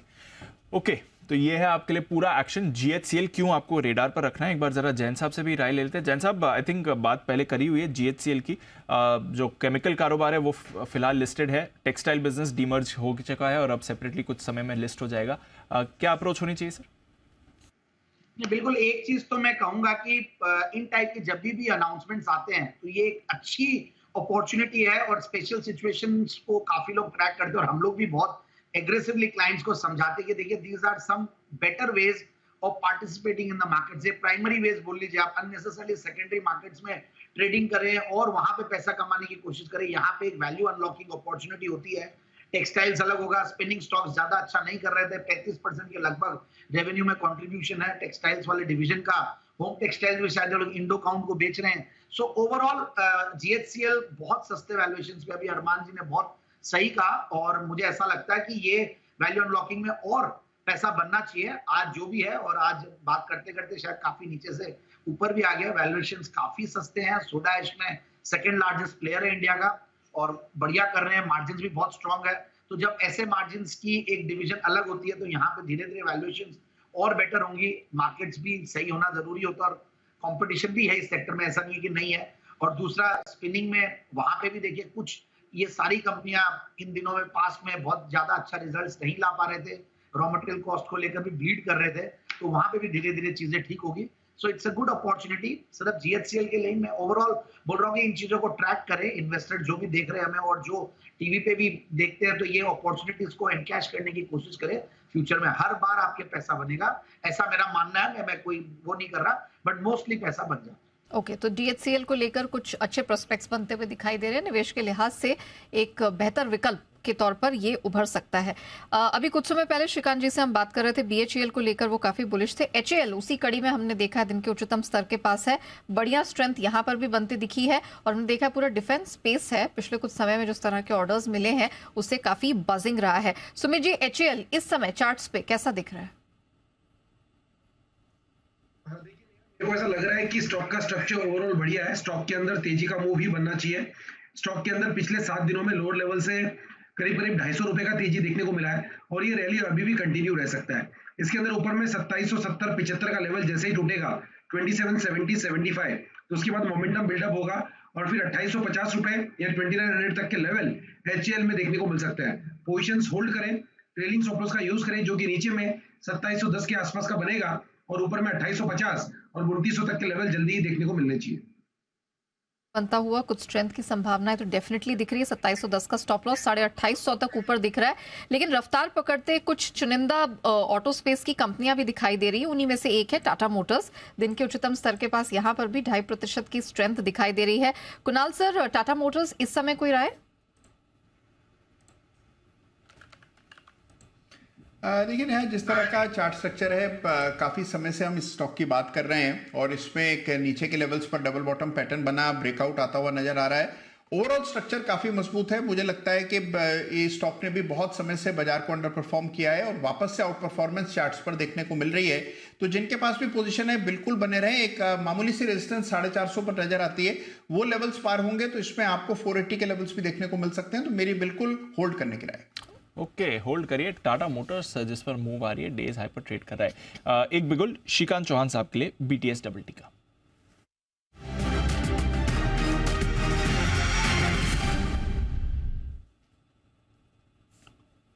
श्रीकांत जी बताएं सर। बिल्कुल, तो देखिए यहाँ पे टाटा केमिकल्स, यहाँ पे एक अच्छा फॉर्मेशन बना है, एक कंटिन्यूएशन फॉर्मेशन कह सकते हैं और करंट लेवल से अगर ये स्टॉक चलता है तो वापस एक बार 1000 के लेवल्स दिखा सकता है। तो करंट लेवल से यानी 984 985 के करीब टाटा केमिकल्स को लॉन्ग करके चले BTST के बेसिस पे। स्टॉप लॉस हम यहाँ पे रखेंगे एट 974 का। टाटा केमिकल्स पर मूव भी आ रही है, डेज हाई पर बात करते करते ये काउंटर आपको आते हुए भी दिखा है। तो चलिए नजर रखें, टाटा केमिकल्स पर आपको एक्शन भी बढ़िया वाला दिख रहा है। थोड़ा एक्शन कुछ और काउंटर्स में भी आपको बनते हुए दिख रहा है। थोड़े कैश के स्टॉक्स हैं जो अब आपको मूवमेंट दिखा रहे हैं। अगेन थोड़ा ब्रॉडर मार्केट में फोकस आ गया है क्योंकि इंडेक्स लेवल पर तो कुछ मूव नहीं आ रही है, एकदम कंसोलिडेशन वाली मूव दिख रही है। बट नज़र रखिए, अभी टाटा केमिकल्स की बात श्रीकांत जी कर रहे हैं, आरती ड्रग्स में भी मूव आ रही है, 7.5% ऊपर ये काउंटर आया है। इसमें अच्छा एक्शन है। फर्स्ट सोर्स जरा इसको देखिए, 4.5% ऊपर है। आज IT में वैसे ज़्यादा एक्शन है नहीं, बट फर्स्ट सोर्स ये वापस रेडार पर आ गया है। जैन साहब को पसंद भी है, कई बार बात भी हुई है। जैन साहब वायदा कारोबार से बाहर आने के बाद थोड़ा बाजार के रेडार से ऑफ हो चुका था, बट फर्स्ट सोर्स में आज वापस एक मूव आ रही है। और IT कल एक्शन में था, आज थोड़ा सुस्त है, बट फर्स्ट सोर्स में मूव आ रही है सर। बिल्कुल वायदा बाजार से निकला, इसीलिए आप मेरे को क्वेश्चन टॉस कर रहे हैं दीपांशु जी, नहीं तो ये मेरे से ऑफरदार हो चुका था ये। बट एनीवेज फर्स्ट सोर्स में बहुत निचले लेवल से स्टॉक को रेकमेंड करते हुए आया हूँ और कंपनी देखिए बढ़िया है, फंडामेंटल्स भी बढ़िया है, सस्ते वैल्यूएशंस पे है, रिटर्न नंबर्स बढ़िया है। और बट अगेन जो ये बिजनेस है वो थोड़ा इस सेगमेंट में एक तरीके से बोल लीजिए कमोडिटाइज्ड बिजनेस है, मतलब ये बिजनेस प्रोसेस आउटसोर्सिंग और ये सब लो मार्जिन गेम है ये। बट एनीवेज मतलब नेट प्रॉफिट मार्जिन देखिए 9-10% के लगभग पे काम करते हैं और जब भी कोई करेक्शन आता है IT में या डिमांड को लेकर तो ये सब स्टॉक्स काफी वल्नरेबल है, तो इसलिए करेक्ट भी हुआ। बट ये जरूर है कि 100 का जो ये 3 फिगर है वहां पे कहीं ना कहीं सपोर्ट ले लेता है। सो इसलिए जिन्होंने ले रखा वो होल्ड करके रखे और अब देखते हैं आगे रिजल्ट्स कैसे आते हैं। सो ओवरऑल IT स्टॉक्स पे बहुत ज्यादा मैं बुलिश नहीं हूं, but at the same time I really find safety in this stocks क्योंकि बैलेंस शीट्स और इनके बुक्स वगैरह बहुत बढ़िया है, वैल्यूएशंस भी सब सस्ते हैं, तो इसीलिए होल्ड करना तो बनता है। बट फ्रेश एंट्री के लिए मतलब मैं अभी भी बोलूंगा कि थोड़ा इंतजार करें और बल्कि जो लार्जर पीरियड्स है वहां पे भी इतना ही करेक्शन आया हुआ है, लाइक्स ऑफ इन्फोसिस और TCS और ये भी बढ़िया लगता है, तो वहां पे अगर पहले तेजी आती है तो वहां पे आएगी। और but mid cap IT stocks anyways I like lots of mid cap IT stocks, जैसे जेनसार स्टॉक में टेक्नोलॉजीज दिया, मैंने डीलिंक रिसेंटली दिया था और मुझे अभी आर्ट सिस्टम जो वहां पे भी कॉर्पोरेट एक्शन चल रहा है, इन टाइप के स्टॉक्स भी अच्छे हैं। सो ओवरऑल जिन्होंने ले रखा है FSL वो होल्ड करके। तो मिड कैप आईटी स्पेस इसको इग्नोर मत करिएगा, अच्छा खासा भरोसा जैन साहब का भी है और फर्स्ट सोर्स है, अगर पोजीशन है तो होल्ड करके रखें। फ्रेश एंट्री के लिए कुछ इंतजार करना होगा, लेकिन एक्शन कुछ हम इंफ्रा स्पेस में बनता हुआ देख रहे हैं और एनबीसीसी हमारे रडार पर इस समय आया है। सुमित जी, एनबीसीसी का चार्ट जरा नजर डालिए, दिन के उच्चतम स्तर के पास इस समय है, कोई मौके? ये स्टॉक में भी पिछले 5 दिनों से लोअर लेवल से एक स्मार्ट मूव देखने को मिल रहा है। 31 रुपए के आसपास से इसने मूव स्टार्ट किया था पिछले 5 दिन पहले और आज 37 रुपए के पास तक का मूव सिर्फ 5 दिन में दिखा है। स्टॉक के अंदर मोमेंटम बन सकता है और यहाँ से अगर एक बार 38 का लेवल ऊपर में तोड़ेगा, 38 का लेवल टूटने के बाद एनबीसीसी के अंदर मोमेंटम बनेगा जिसके अंदर ऊपर में 42 रुपए तक का मूव देखने को मिल सकता है। ट्रेलिंग स्टॉप लॉस लगाए नीचे के अंदर 36 रुपए का, जब तक 36 रुपए का लेवल नीचे में टूटेगा नहीं तब तक कोई दिक्कत नहीं है और 38 का लेवल टूटने के बाद 42 तक का मूव एनबीसीसी के अंदर ऊपर की तरफ देखने को मिल सकता है। ओके, उस लेवल से ऑलमोस्ट 50-55 पैसे की ही दूरी पर है, तो 42 अगला पड़ाव रहेगा, लेकिन 38 को तोड़ना जरूरी है। हिमांशु जी, कोरोमंडल इंटरनेशनल, इसमें भी कुछ एक्शन दिख रहा है, डेज हाई पर है, कोई मूव इस समय कोई स्ट्रैटेजाइज किया जा सकता है? बिल्कुल नेहा जी, चार्ट सेटअप तो काफी पॉजिटिव है। मुझे लगता है कि यहाँ पर स्टॉक में तेजी की पोजीशन में बने रहना चाहिए। लगता है कि बेस फॉर्मेशन यहाँ पर स्टॉक में होता हुआ नजर आ चुका है और स्टॉक अगर 920-922 के ऊपर निकलता है, सस्टेन करता है, तो मुझे लगता है कि स्टॉक में एक अच्छी तेजी आने वाले दिनों में देखने को मिलेगी। एक inverted head and shoulder pattern in the making है जिसका कंफर्मेशन आता हुआ नजर आएगा लगभग 940 रुपए के ऊपर। तो मुझे लगता है फिलहाल स्टॉक हो सकता है आने वाले 1 से 2 दिनों में थोड़ी सी शायद कंसोलिडेशन अटेम्प्ट करे, लेकिन अगर इवेंचुअली 940 के ऊपर स्टॉक निकलता है तो एक बड़ी तेजी आने वाले दिनों में स्टॉक में देखने को मिल सकती है। ओके, तो ये है आपके लिए कोरोमंडल, जहां पर आपको बड़ी वाली मूव आती दिख रही है। 2.5% ऊपर है कोरोमंडल। जरा देखें बाकी फर्टिलाइजर स्टॉक्स में भी क्या ऐसा ही एक्शन आ रहा है जिस तरह की मूव कोरोमंडल में इस समय बनी हुई है? इतना नहीं आ रहा है। आई थिंक कोरोमंडल थोड़ा आउट परफॉर्म कर रहा है। एक नागार्जुना फर्टिलाइजर है, छोटा ही काउंटर है, उस पर ज्यादा मूव नहीं आ रही। दीपक फर्टिलाइजर हल्का पॉजिटिव दिख रहा है। तो बाकी काउंटर्स में तो ऐसी मूव नहीं है, बट कोरोमंडल में डेफिनेटली एक ब्रेकआउट वाले आसार इस समय दिख रहे हैं। देखते हैं ये सस्टेन करता है कि नहीं, बट स्पेस काफ़ी एक्टिव इस समय हो रही है। बट एक स्टॉक जहां पर आपको ज़बरदस्त ब्रेकआउट आते हुए दिख रहा है वो है IEX। पिछले 2-3 दिनों से हम इसे हाईलाइट कर रहे हैं। 130 के लेवल से हम इसकी बात कर रहे हैं जब से स्टॉक में एक रिबाउंड आया था। आज 150 के लेवल आपको दिख रहे हैं। अभी तो 152 के लेवल पर भी थोड़ी देर पहले ट्रेड कर रहा था। 10% ऊपर है IEX। सडनली इसमें क्या हो गया? आइए जरा जानते हैं। वरुण है मेरे साथ। वरुण, ऐसा क्या हो गया इसमें? तो दीप, बेसिकली हुआ ये है कि कल एक CRC का ऑर्डर आया था और वो ऑर्डर एक्चुअली सबने मिस कर दिया। उस CRC के ऑर्डर को UBS ने पिक किया और उसके ऊपर एक रिपोर्ट निकाल दी और 200 रुपये के लक्ष्य दिए हैं। अब वो CRC का ऑर्डर बेसिकली ये है ना दीप कि पहले ये एक ट्रांजैक्शन फीस चार्ज करते थे करीब 2 पैसा पर किलोवाट पर साइट पे जो ट्रांजैक्शंस होते थे उसके ऊपर। अब पिछले जून-जुलाई के आसपास कुछ पार्टीज थी जिन्होंने इसके खिलाफ केस दायर कर दिया कि इस कंपनी को इस तरह के चार्जेस जो है वो नहीं लगाने चाहिए। उसके ऊपर सुनवाई हुई और फिर CRC का कल एक ऑर्डर आया कि दरअसल ये जो चार्जेस लगाते हैं वो सही है। हालांकि उन्होंने कहा एक सीलिंग है 2 पैसे के आसपास की, उसके ऊपर के चार्जेस जो है वो नहीं लग सकते। अब ये इस कंपनी के लिए एक बहुत बड़ा हैंगओवर था पिछले 6-8 महीने से, जो कि अब ये पूरी तरह से खत्म हो चुका है। यानी कि इनको जो ट्रांजैक्शन चार्जेस है वो तो मिलेंगे, नो डाउट सीलिंग है, वैसे भी उसके ऊपर ये लगाते नहीं थे और यही UBS को पसंद आ रहा है। इसके 200 रुपये के आसपास के लक्ष्य इन्होंने दिए हैं। इनका कहना है कि सबसे पहले ये जो ट्रांजैक्शन चार्जेस लगे के ऊपर जो CRC का ऑर्डर आया है तो एक बहुत बड़ा हैंगओवर जो है वो यहाँ खत्म हो चुका है। आगे को लेकर ट्रांजैक्शन फीस को लेकर जो चिंता थी वो भी कहीं ना कहीं खत्म होते हुए नजर आ रही है और इसका एक बहुत बड़ा फायदा जो है इस कंपनी को मिलेगा। इनफैक्ट जो ग्रीन इलेक्ट्रिसिटी है उसमें काफ़ी अच्छी ग्रोथ की उम्मीद जो है वो ये लगा रहे हैं। Q4 FY23 में अगर आप देखेंगे तो ग्रीन इलेक्ट्रिसिटी से 4 से 5% के आसपास का हिस्सा था कुल वॉल्यूम्स में और आगे चल के इसमें काफ़ी बढ़ोतरी हो सकती है। रियल टाइम मार्केट का टोटल वॉल्यूम जो है उसमें करीब 25% के आसपास का हिस्सा था और रियल टाइम मार्केट और डे अहेड मार्केट में तो 100% के आसपास का मार्केट शेयर जो है ये कंपनी वैसे भी रखती है। FY23 के लिए इलेक्ट्रिसिटी मार्केट शेयर जो है करीब 88.5% के आसपास है और आगे चल के ओवरऑल ग्रीन एनर्जी में इस कंपनी का जो मार्केट शेयर है ग्रीन इलेक्ट्रिसिटी में माफ कीजिएगा उसमें और भी बढ़ोतरी हो सकती है। और ये जो आया है निकल के ऑर्डर खासकर ट्रांजैक्शन फीस के लिए वो हैंगओवर खत्म होने के चलते यहाँ से एक बड़ी रैली जो है वो इस काउंटर में देखने मिल सकती है, ये UBS का कहना है और इसके लिए खरीदारी की सलाह दे रहे हैं। लक्ष्य इन्होंने जस का तस रखा है 200 रुपये के आसपास का, लेकिन जिन लेवल्स पे ये काउंटर है वहाँ से एक बहुत बड़ा अपसाइड ये देख रहे हैं। एक बहुत बड़ा हैंगओवर जो है इस कंपनी के ऊपर वो खत्म हो चुका है और इसी का रिएक्शन आप देख रहे हैं जहाँ पे स्टॉक में इस खबर के बाद इस तरह की तेजी देखने मिल रही है। तो आप कह रहे हैं कि ये जो ट्रांजैक्शन चार्ज था इसमें बदलाव होने वाला है। इसमें ये तो बेसिकली जिन कंपनियों ने एप्लीकेशन दी थी उन्होंने तो कहा था कि ये लगाना ही नहीं चाहिए इस कंपनी को। और आप सोचिए लाखों करोड़ अरबों का ट्रांजैक्शंस होते हैं इसके ऊपर, अगर वो 2 पैसा देखने में 2 पैसा छोटा लगता है, लेकिन नंबर ऑफ ट्रांजैक्शंस जो होते हैं उसके चलते अगर आप ये 2 पैसा निकाल देते तो इस कंपनी की हालत ख़राब हो जाती। तो और आपको याद होगा पिछले साल जिस तरह से पावर क्राइसिस हुए थे उसके बाद काफ़ी लोगों ने किया था, ये नहीं हटेगा। तो यही डर था कि अगर हट जाएगा तो हालत होगी खराब फिर तो समझिए। इसलिए फिर अब तेजी आ रही है और 200 का सीधे टारगेट। हाँ, और सीआरसी ने भी सीलिंग रखा है, 2 पैसे से आप चार्ज नहीं कर सकते थे, वैसे भी चार्ज नहीं करते थे 2 पैसे के ऊपर, तो इसके लिए वही खाएंगे। ये जाएगा नहीं, ये बना रहेगा इसलिए स्टॉक। अच्छा जैन साहब, आईएक्स कवर करते हैं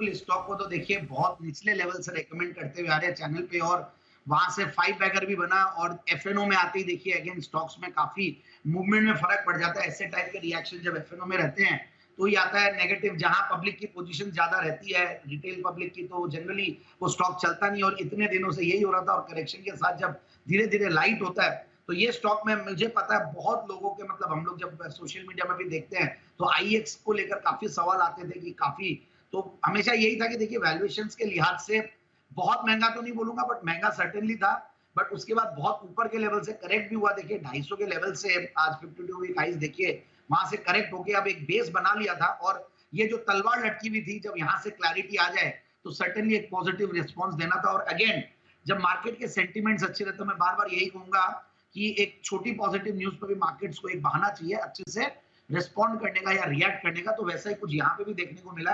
and there are many such stocks mid cap और स्मॉल कैप्स में जो अच्छा रिएक्शंस दे रहे हैं अभी भी पॉजिटिव कोई भी न्यूज आती है तो। सो मेरे हिसाब से अगेन मैं यही कहूंगा कि आज का जो एक बहुत बड़ा मूव आ चुका, तो ऐसा नहीं कि जंप करना, 200 का टारगेट आ गया, कहीं भी नीचे आने पे कंसोलिडेशन होने पे ही स्टॉक्स को लीजिएगा, क्योंकि ये बहुत दिनों का एक कंसोलिडेशन था और एक साथ निकला है। ऐसा नहीं कि यहाँ से नहीं चले, टेक्निकली हो सकता है चल जाए, बट फंडामेंटली मुझे कोई बहुत एक्स्ट्राऑर्डिनरी परफॉर्मेंसेस में दिख रहा है कि कोई बहुत ज्यादा इन दिनों में पिछले 2-3 क्वार्टरों से नहीं आई है। बट अगेन पावर सेक्टर को लेकर जो चीजें चल रही है, तो ये पावर सेक्टर का एक अच्छा एंसिलरी स्टॉक के तरीके से आ सकता है। और मैं तो जनरली यही कहूंगा कि जिन्होंने ले रखा है वही होल्ड करें, बाकी जिनको लेना है वो थोड़ा सा कंसोलिडेशन का अब वेट करना चाहिए। तो ये है आपके लिए आईईएक्स, बने रहिए, मूव आ भी सकती है, बट अगर फ्रेश एंट्री लेनी थोड़ी लोअर लेवल्स पर लें। एक बार कुणाल जी से चार्ट चेक भी ले लिया जाए। कुणाल जी, 125 से 150 पिछले 5 ट्रेडिंग सेशन में इस काउंटर ने आपको मूव दिखाई है। अब 150 पर टेक्निकली अगले लेवल्स क्या बनते हैं, और जैसे जैन साहब कह रहे थे अगर डिप में खरीदना है तो वो डिप कहां तक दिख सकता है?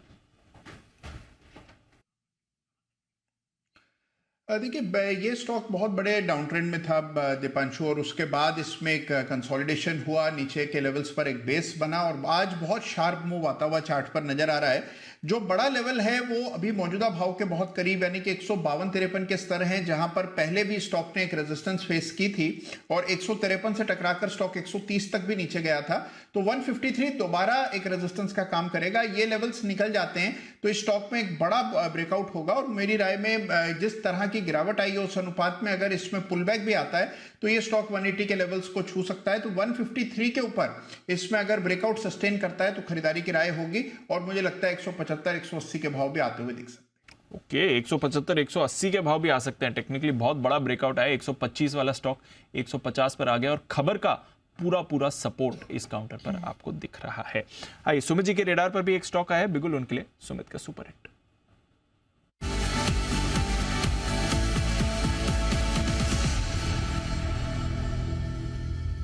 बताएं सुमित जी।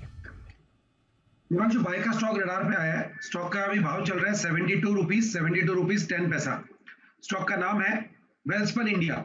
वेल्सपन इंडिया के अंदर मोमेंटम है। वेल्सपन इंडिया मेरे को लग रहा है कि यहाँ से ऊपर का मूव दिखाने को तैयार है।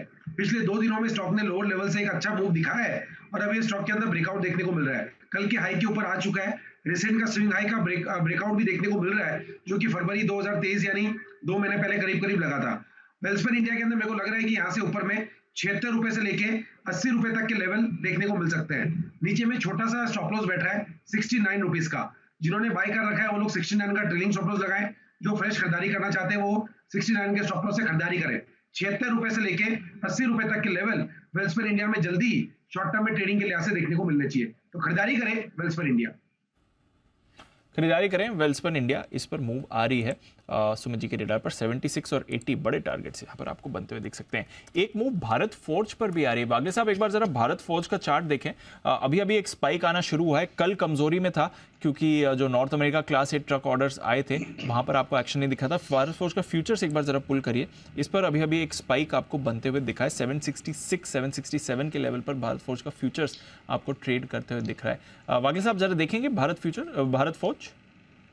दीपांशु, मुझे लगता है मोमेंटम है, थोड़ा सा अप मूव है, हालांकि ये बाउंस बैक ही है, लेकिन एक 10 से 15 रुपए की मूव आ सकती है। 775 780 तक की अपसाइड के लिए आप BTST कर सकते हैं। आपका 760 का स्टॉप लॉस और 775 780 का टारगेट, ये ट्रेड सेटअप बिल्कुल बैठता है, मोमेंटम है। मोमेंटम आ रहा है और अच्छा खासा स्पाइक आपको पिछले कुछ मिनट में दिखा है भारत फोर्ज में, तो नज़र रखिएगा इस काउंटर पर एक बढ़िया मूव आ रही है। देखते हैं ये और आगे बढ़ती है कि नहीं। एक बार आरके फोर्जिंग भी जरा पुल करिए, क्योंकि कल जब गिरे थे तो भारत फोर्ज आरके फोर्जिंग दोनों साथ में गिरे थे। जो क्लास 8 ट्रक ऑर्डर्स खास नहीं आए थे, गिरावटी मंथ ऑन मंथ और ईयर ऑन ईयर दोनों बेसिस पर आपको दिख रही थी। रामकृष्णा फोर्जिंग एक बार इसका भी चार्ट देख लेते हैं, देखते हैं अगर उस पर भी आपको एक मूव आते हुए दिखा है। वहाँ पर भी ऐसा मूव नहीं है जो भारत फोर्ज का है, बट ये ऑलरेडी 8% ऊपर ये काउंटर ट्रेड कर रहा है, तो इसमें एक्शन बना हुआ है। पर एक्शन में है हिमांशु जी, और 3 दिन का वीकेंड है, उसके बाद नया हफ्ता है। ऑलरेडी अपनी पिक ऑफ द वीक के साथ तैयार है हिमांशु जी, तो आइए एक बिगुल पिक ऑफ द वीक का अगर हमारे पास है हिमांशु जी के लिए।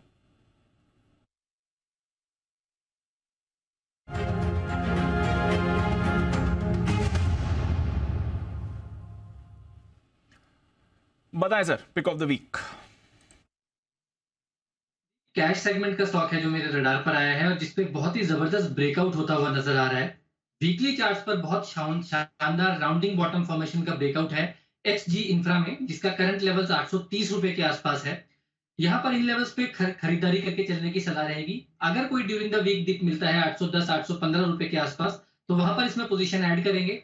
780 रुपए का स्टॉप लॉस लगाना है दीप, और मुझे लगता है कि ये स्टॉक इस अगले हफ्ते में 880 से 950 रुपए तक के बड़े मूव दिखाने के लिए तैयार है। तो HG इंफ्रा कैश सेगमेंट का स्टॉक है मेरी तरफ से pick of the week. Okay, pick of the week HG infra. लेकिन यहाँ पर पिक ऑफ द वीक तो हिमांशु जी ने दे दिया, लेकिन हम वीक के एंड की तरफ जा रहे हैं और एक लंबी छुट्टी वाला माहौल बनता हुआ दिख रहा है। कुछ होटल की कंपनियां हैं जो थोड़ी बजिंग लग रही हैं। जैन साहब, रॉयल ऑर्किड, ताज जीवीके, इसमें कुछ एक्शन बनता हुआ दिखाई दे रहा है। For that matter Kamat hotels as well. क्या व्यू बन रहा है आपका होटल स्पेस में? हाँ, देखिए होटल स्पेस मुझे ठीक लगता है, और इनफैक्ट बहुत सालों की एक सुस्ती के बाद ये स्टॉक्स चले, और पोस्ट कोरोना जो रिवेंज कंजम्पशन, रिवेंज टूरिज्म है, इन सब को देखते हुए तो देखिए स्टॉक्स अच्छा कर रहे हैं। और EIH एसोसिएटेड होटल्स, जिसको मैंने काफी बार रेकमेंड भी किया, और मुझे लगता है ये स्टॉक काफी बढ़िया लगता है। और इनकी प्रॉपर्टीज हम देखते हैं एकदम जो लग्जरी प्रॉपर्टीज बनाती है कंपनी। फिर EIH होटल्स जो बड़ी वाली EIH लिमिटेड, ये भी बढ़िया लगते हैं। और मुझे कुछ जैसे TFCI मैंने रेकमेंड किया हुआ, टूरिज्म फाइनेंस वाली कंपनी। फिर एक ITDC मतलब जो कि PSU स्टॉक है, और वहां पे भी स्टॉक मतलब इंडियन टूरिज्म डेवलपमेंट कॉर्पोरेशन की मैं बात कर रहा हूँ, तो वहां पे भी एक धीरे धीरे बड़ा करेक्शन है, और वहां से भी अब तेजी आ रही है। यहाँ पे क्या है कि कई मोनेटाइजेशन और ये सब की अपॉर्चुनिटीज भी फ्यूचर में आएगी। तो ओवरऑल इस सेक्टर को लेकर मैं बुलिश हूँ। मैं बहुत ज्यादा, वैसे मैंने रॉयल ऑर्किड को रेकमेंड नहीं किया पास में, और मैं इवन कामत को भी नहीं किया, बट ताज जीवी के सर्टेनली ठीक लगता है। सो ओवरऑल जो FNO में स्टॉक्स है, इंडियन होटल्स, वो एक अलग चीज, और दूसरे जो ये स्टॉक्स है, इनमें मुझे ये सारे स्टॉक्स जो मैंने बताए ये ठीक लगते हैं। तो नजर रखिए। रॉयल ऑर्किड पर एक मूव आपको आती हुई दिख रही है। कामत होटल्स आपको एक्शन में आ रहे हैं। इवन डेल्टा कॉप आज थोड़ा मूवमेंट में दिख रहा है, धीरे धीरे करके ऊपर आने की कोशिश कर रहा है। 185 186 के लेवल से थोड़ा स्ट्रेंथ डेल्टा कॉप ने लिया है। अब देखते हैं सस्टेन कर पाएगा या नहीं। एक बार श्रीकांत जी से डेल्टा कॉप के चार्ट पर भी राय ले ली जाए। श्रीकांत जी, वैसे तो काफ़ी भारी पिटाई हुई है इसकी, ये जो रिसेंट बाउंस बैक है, थोड़ा और स्ट्रेंथ है या वापस इन्हीं लेवल्स पर आके अटक जाएगा सर? नहीं, बिल्कुल दीपांशु, आपने सही कहा कि इसमें एक भारी पिटाई भी हुई है, और इसमें जो फॉर्मेशन बना है वो लगातार लोअर टॉप लोअर बॉटम की सीरीज का फॉर्मेशन बना है। तो ये इंडिकेट कर रहा है कि शायद इसमें और तेजी बन सकती है। मे बी शायद 195 198 के लेवल से दिखा भी सकता है, लेकिन वहां से वापस एक बार ये इसमें करेक्शन हमें देखने मिल सकता है। तो जो लोज अभी इसमें बने थे 175 या 180 के, मुझे लगता है उसे वापस ये रीटेस्ट बिल्कुल कर सकता है। तो करंट लेवल से कोई भी अगर रिबाउंड अगर मिलता है 95 96 वहां पे एक बार कुछ मुनाफा वसूल किया जा सकता है। तो ये है आपके लिए डेल्टा कॉप। थोड़ा यहाँ पर और मूवमेंट आपको दिख सकता है, देखते हैं कितना एक्शन इस पर आएगा। बट एक्शन आया है हमारी रेगुलेटरी एजेंसीज की तरफ से, हमारे रेगुलेटर्स की तरफ से, और बड़ा एक्शन आया है जी बिजनेस के स्टिंग ऑपरेशन हफ्ता वसूली के बाद। ऑलरेडी हमने देखा है कि आरबीआई ने इस मुद्दे को उठाया, इमीडिएटली एक्शन में भी आया। 2 बार हम एक खास सीरीज आपके लिए लेकर आए, एक बार हफ्ता वसूली जहां हमने आपको लिए हाईलाइट किया था कि किस तरह से ये जो डिजिटल लेंडिंग एप्स हैं वो आपका गलत फ़ायदा उठा रही हैं, रिकवरी के लिए गलत तरीके अपना रही हैं, पर्सनल डेटा एक्सेस करके उसका मिसयूज़ करती हैं। और उसके बाद हफ्ता वसूली में हमने चाइनीज़ कनेक्शन भी हाईलाइट किया था। अब जो असर आपको दिख रहा है वो 2 प्रॉन्ग्स का है। गूगल ने लेंडिंग एप्स को लेकर सतर्कता जताई है, और दूसरा इन लेंडिंग एप्स को अपने फंडिंग के सोर्स का पूरा डिस्क्लोजर करने को भी कहा गया है। तो ये क्या एक्शन हुआ है और इसका क्या इम्पैक्ट है, आइए जानते हैं आशीष के साथ। आशीष, काफ़ी एक्टिवली हमने ये मुद्दा उठाया था, हाईलाइट भी किया था, लोगों को जो परेशानी हो रही थी उसको दूर करने के लिए। उसके बाद आरबीआई ने भी कुछ कदम उठाए। अब ये लेटेस्ट कदम क्या है? दीपांशु, देखिए, जब स्टिंग ऑपरेशन हमने किया था तब मुद्दा हमने उठाया था कि लोगों को जो ब्लैकमेल किया जा रहा है पर्सनल लोन देने के बाद, उसमें एक बहुत बड़ी दिक्कत ये थी कि जो पर्सनल लोन एप्लीकेशंस थे और जिसने लोन लिया था इसका सारा डेटा वो देख पा रहे थे, और इसी के चलते वो ब्लैकमेल कर रहे थे।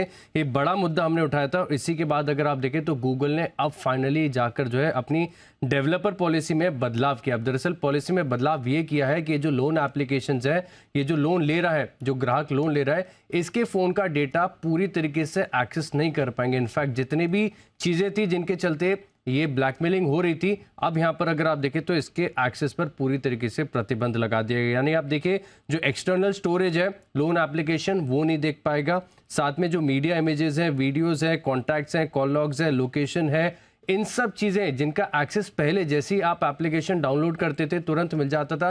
फिर हमने काफ़ी सारे केसेस में देख के बताया कि यहाँ पर जो है जिन्होंने लोन ले रखा था इनके रिश्तेदारों को फ़ोन करके, एसएमएस करके, व्हाट्सएप के माध्यम से बताने की धमकी दी जा रही थी, कुछ निजी फोटो वीडियो जो है वायरल करने की धमकी दी जा रही थी। अब यहाँ पर अगर आप देखें तो इसको फाइनली हमारी बड़ी मुहिम के बाद गूगल ने रिस्ट्रिक्ट कर दिया है अपनी डेवलपर पॉलिसी में बदलाव करके। तो एक बड़ी राहत की बात है। अब यहाँ पर अगर आप देखें तो माना जा रहा है कि अब लेंडिंग ऐप्स थोड़े से सुरक्षित हो पाएंगे, क्योंकि जो ब्लैकमेलिंग की जो चीज़ें थी अब ये कंपनीज एक्सेस नहीं कर पाएंगे। इसके अलावा कुछ और छोटे मोटे बदलाव ये भी किए, रेगुलेटरी बदलाव है, जैसे कि एप्लीकेशन में जो डिस्क्रिप्शन होता है, जब आप प्ले स्टोर पे कोई भी एप्लीकेशन डाउनलोड करते हैं, डाउनलोड करने जाते हैं, तब एक डिस्क्रिप्शन होता है। इस डिस्क्रिप्शन में आपको अपनी जो एनबीएफसी है, बैंक है या कोई भी कंपनी है, इसका पूरा जो है ब्यौरा, पूरी जानकारी आपको देनी होगी। अगर सिर्फ एक एक्सचेंज प्लेटफॉर्म है जहां पर अगर आप देखें तो लेंडर्स जो है वो मिल रहे हैं, यहाँ पर ग्राहक दूसरी कंपनी से लोन ले सकते हैं, ऐसा भी अगर कोई प्लेटफॉर्म है तो इसको भी आपको बताना होगा कि इनके थ्रू डायरेक्ट नहीं मिल रहा है, किसी और के थ्रू लोन ले पा रहे हैं, तो इसकी भी जानकारी देनी होगी। लेकिन बड़ी राहत और बड़े असर यही है कि अब फिलहाल अगर आप देखें तो जो निजी डेटा कंपनियां यूज कर लेती थी, अब इसके ऊपर प्रतिबंध लग गया है। तो वही जो परेशानी हमने हाईलाइट करी थी, आपके कॉन्टैक्ट लिस्ट को एक्सेस कर लेते थे, तरह तरह के मैसेजेस आपके जान पहचान के लोगों, रिलेटिव्स को भेजा करते थे। अब ऐसा कुछ भी डेटा एक्सेस इनके पास नहीं होगा। अब डेटा पूरी तरीके से, देखिए, एक्सटर्नल स्टोरेज तो आपका बंद हो गया, अब ये नहीं कर पाएंगे। साथ में कॉल लोकेशंस है, कॉल लॉग्स है, वीडियोस है, कॉन्टैक्ट्स है, मीडिया इमेजेस है, इसको रिस्ट्रिक्ट कर दिया है। पहले तो क्या होता था कि अगर आप इसकी परमिशन नहीं दोगे तो आप एप्लीकेशन आगे यूज ही नहीं कर पाओगे, और एप्लीकेशन यूज नहीं कर पाओगे तो लोन कहां से लोगे। तो ये ब्लैकमेलिंग का बड़ा मुद्दा बन रहा था। लेकिन अब यहाँ पर डेवलपर पॉलिसी में हमारी मुहिम के बाद ये बदलाव गूगल ने फाइनली कर दिया है, और यहाँ पर अगर आप देखें तो इसे रिस्ट्रिक्ट कर दिया है। बड़ा कदम आया है, बड़ा कदम है। चलिए, बढ़िया है एक्शन। जैन साहब, एक बार इस पर आपकी भी टिप्पणी चाहूँगा सर। ऑपरेशन हफ्ता वसूली, ऑफ कोर्स, जब हमने हाईलाइट किया था, बड़ी परेशानी बन रही थी पोस्ट कोविड, स्पेशली जिस तरह से इन डिजिटल लेंडिंग ऐप्स ने गलत तरीके अपनाए थे। अब गूगल भी यहाँ पर आपको बोल रहा है कि आप पर्सनल डेटा एक्सेस नहीं कर पाएंगे लोगों का। नहीं, बिल्कुल बहुत अच्छा कदम, और इनफैक्ट ये तो देखिए जी बिजनेस ने गजब का किया था। और जब मैं ये प्रोग्राम डिजाइन हुआ था और जो नाम देख रहा था, तो मुझे उस टाइम पे इस चीज की इतनी अहमियत समझ में नहीं आई थी। बट जब धीरे धीरे शो देखा और जिस तरीके से इसका रिएक्शन रेगुलेटर्स ने भी दिया, और चारों तरफ, मतलब जब हम देखते हैं एकदम, आई थिंक ये फर्स्ट अपना ऑपरेशन था, और उसके बाद से डीमैट वाला भी किया, तो हर चीज लोग इंतजार करते हैं। और मुझे तो कई लोग मैसेज भी करते हैं कि अनिल जी को प्लीज आप ये बोलिए कि इसके ऊपर भी करें, उसके ऊपर भी करें। जो भी बड़ी प्रॉब्लम आती है फाइनेंशियल सेक्टर के लिए, फाइनेंशियल मार्केट्स के लिए, फाइनेंशियल इकोसिस्टम के लिए, तो उसमें सर्टेनली जी बिजनेस ने बहुत बड़ी अपनी एक पहचान बना ली और बहुत बड़ा एक वॉइस बन गया है कि जिससे कि लोगों को उम्मीद अब जगने लगे और लोग सोचने लगे हैं या भरोसा करने लगे कि यही एक सोर्स है जहां से हमारी सुनवाई होगी और रेगुलेटर्स तक हमारी आवाज एक यूनिफाइड वे में पहुंचाई जा सकती है। सो आई थिंक ऑपरेशन हफ्ता वसूली या डीमैट डाका और जो भी सारे ये जो ऑपरेशंस है रेगुलेटर्स तक सर्टेनली पहुंचती है, तो रेगुलेटर्स भी देखिए बहुत सेंसिटिव और बहुत ह्यूमैनिटेरियन अप्रोच के साथ काम करते थे, उन चीजों पे बहुत जल्दी रिएक्ट करते और पॉजिटिवली देखिए जहां पे रिटेल और जहां पे जनरल पब्लिक आती है तो वहां पे हमारी सरकार हो या हमारे रेगुलेटर्स हो, they are very very sensitive and उस प्रॉब्लम को बहुत जल्दी सॉल्व करते हैं। तो hats off to Zee Business, हर बार कुछ ना कुछ नया होता है और हर बार another feather in the cap, ये चीज नई नई आती जा रही है एंड ये बहुत अच्छा है। ये आगे भी ऐसी मुहिम और भी चलेगी और ऐसा मेरा मानना है कि ऐसे ही फाइनेंशियल इकोसिस्टम को और एम्पावर करेंगे। तो चलिए, बड़ा कदम आया है और आशा करते हैं कि ये जो सख्ती है ये अब आगे प्रिवेंट करेगी कि ऐसे एक्शंस हो। बट हाँ, जो भी कंज्यूमर्स, जो भी आप लोगों के मुद्दे की बात है, हित की बात है, उसका आपको ज़रूर जी बिजनेस पर एक सहारा मिलेगा ही। ऑपरेशन हफ्ता वसूली, बड़ा इम्पैक्ट इस पर आया है। बढ़ते आगे, हिमांशु जी के पास चलते हैं, उनकी एक कॉल है तैयार। बिगुल, हिटमैन हिमांशु।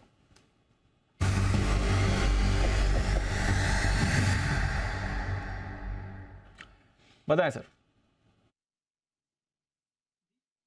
BTST करके चलना है भारत इलेक्ट्रॉनिक्स में।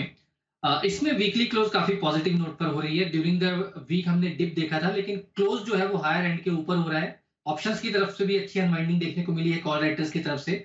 तो BEL खरीदारी करके चलेंगे 102 और 104 रुपए के दो टारगेट्स के लिए। स्टॉप लॉस मेंटेन करेंगे 97.5 यानी कि 97.5 रुपए के स्टॉप लॉस के साथ BEL में BTST करके चलने की सलाह है।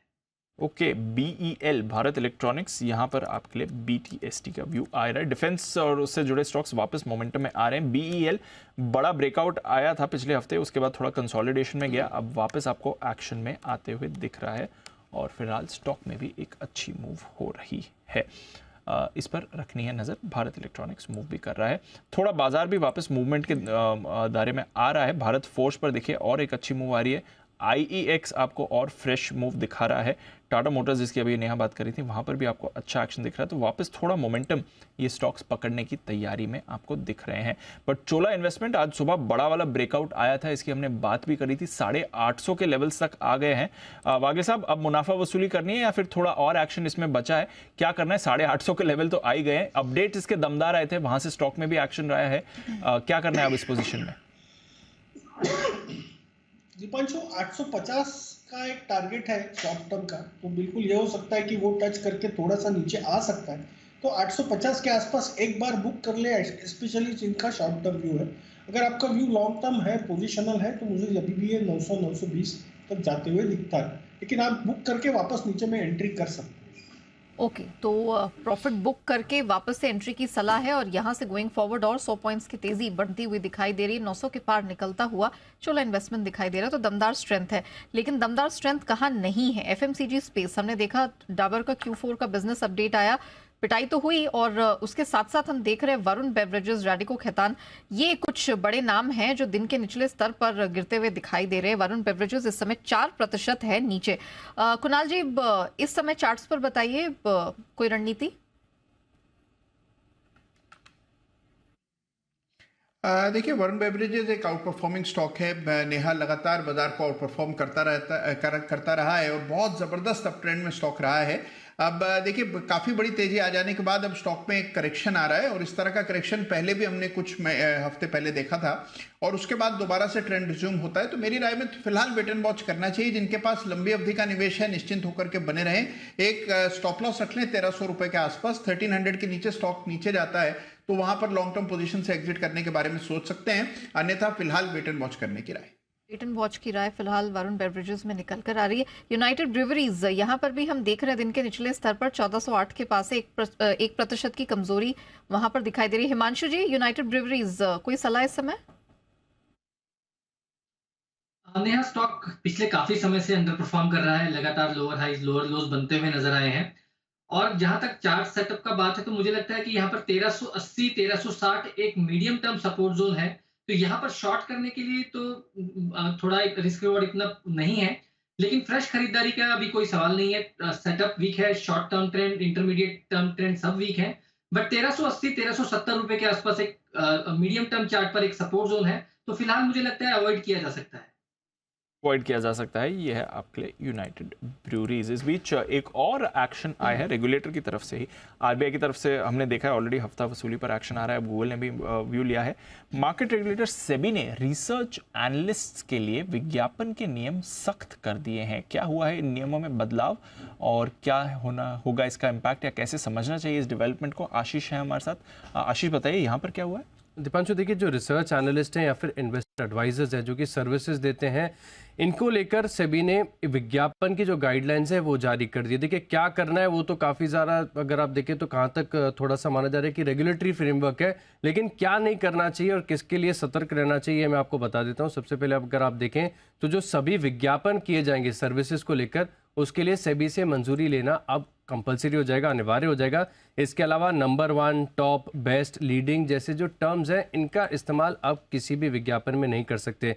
इसके अलावा अगर कोई इन्वेस्टमेंट एडवाइज़र है, कोई रिसर्च एनालिस्ट है और कोई नई सर्विस लेकर आ रहा है, तो अपने जो पुरानी सर्विसेज का ट्रैक रिकॉर्ड है इसके साथ वो पेश नहीं कर सकता है। साथ में अगर आप देखें तो जो रिस्क फ्री रिटर्न की बात करते हैं, गारंटीड रिटर्न या फिर बेयर मिनिमम इतना रिटर्न, ऐसी जो चीज़ें हैं इसका इस्तेमाल भी विज्ञापन में नहीं कर सकते। साथ में अगर आप देखें तो काफ़ी एडवर्टाइज में हमने भी देखा है कि टेस्टिमोनियल्स का इस्तेमाल किया जाता है, तो ऐसे जो भ्रामक टेस्टिमोनियल्स होते हैं जहाँ पर कोई दूसरा राय दे रहा होता है, ऐसी चीज़ों का भी इस्तेमाल पूरी तरीके से प्रतिबंध है, इसको मना कर दिया गया है। साथ में अगर आप देखेंगे तो जो जार्गन्स का इस्तेमाल करते हैं या फिर कुछ ऐसी भाषा में शब्द बोलते हैं जो लोगों को समझ में नहीं आता और जो अत्यधिक तकनीकी भाषा का इस्तेमाल किया जाता है, इसके ऊपर भी जो है सेबी ने रोक लगा दी है।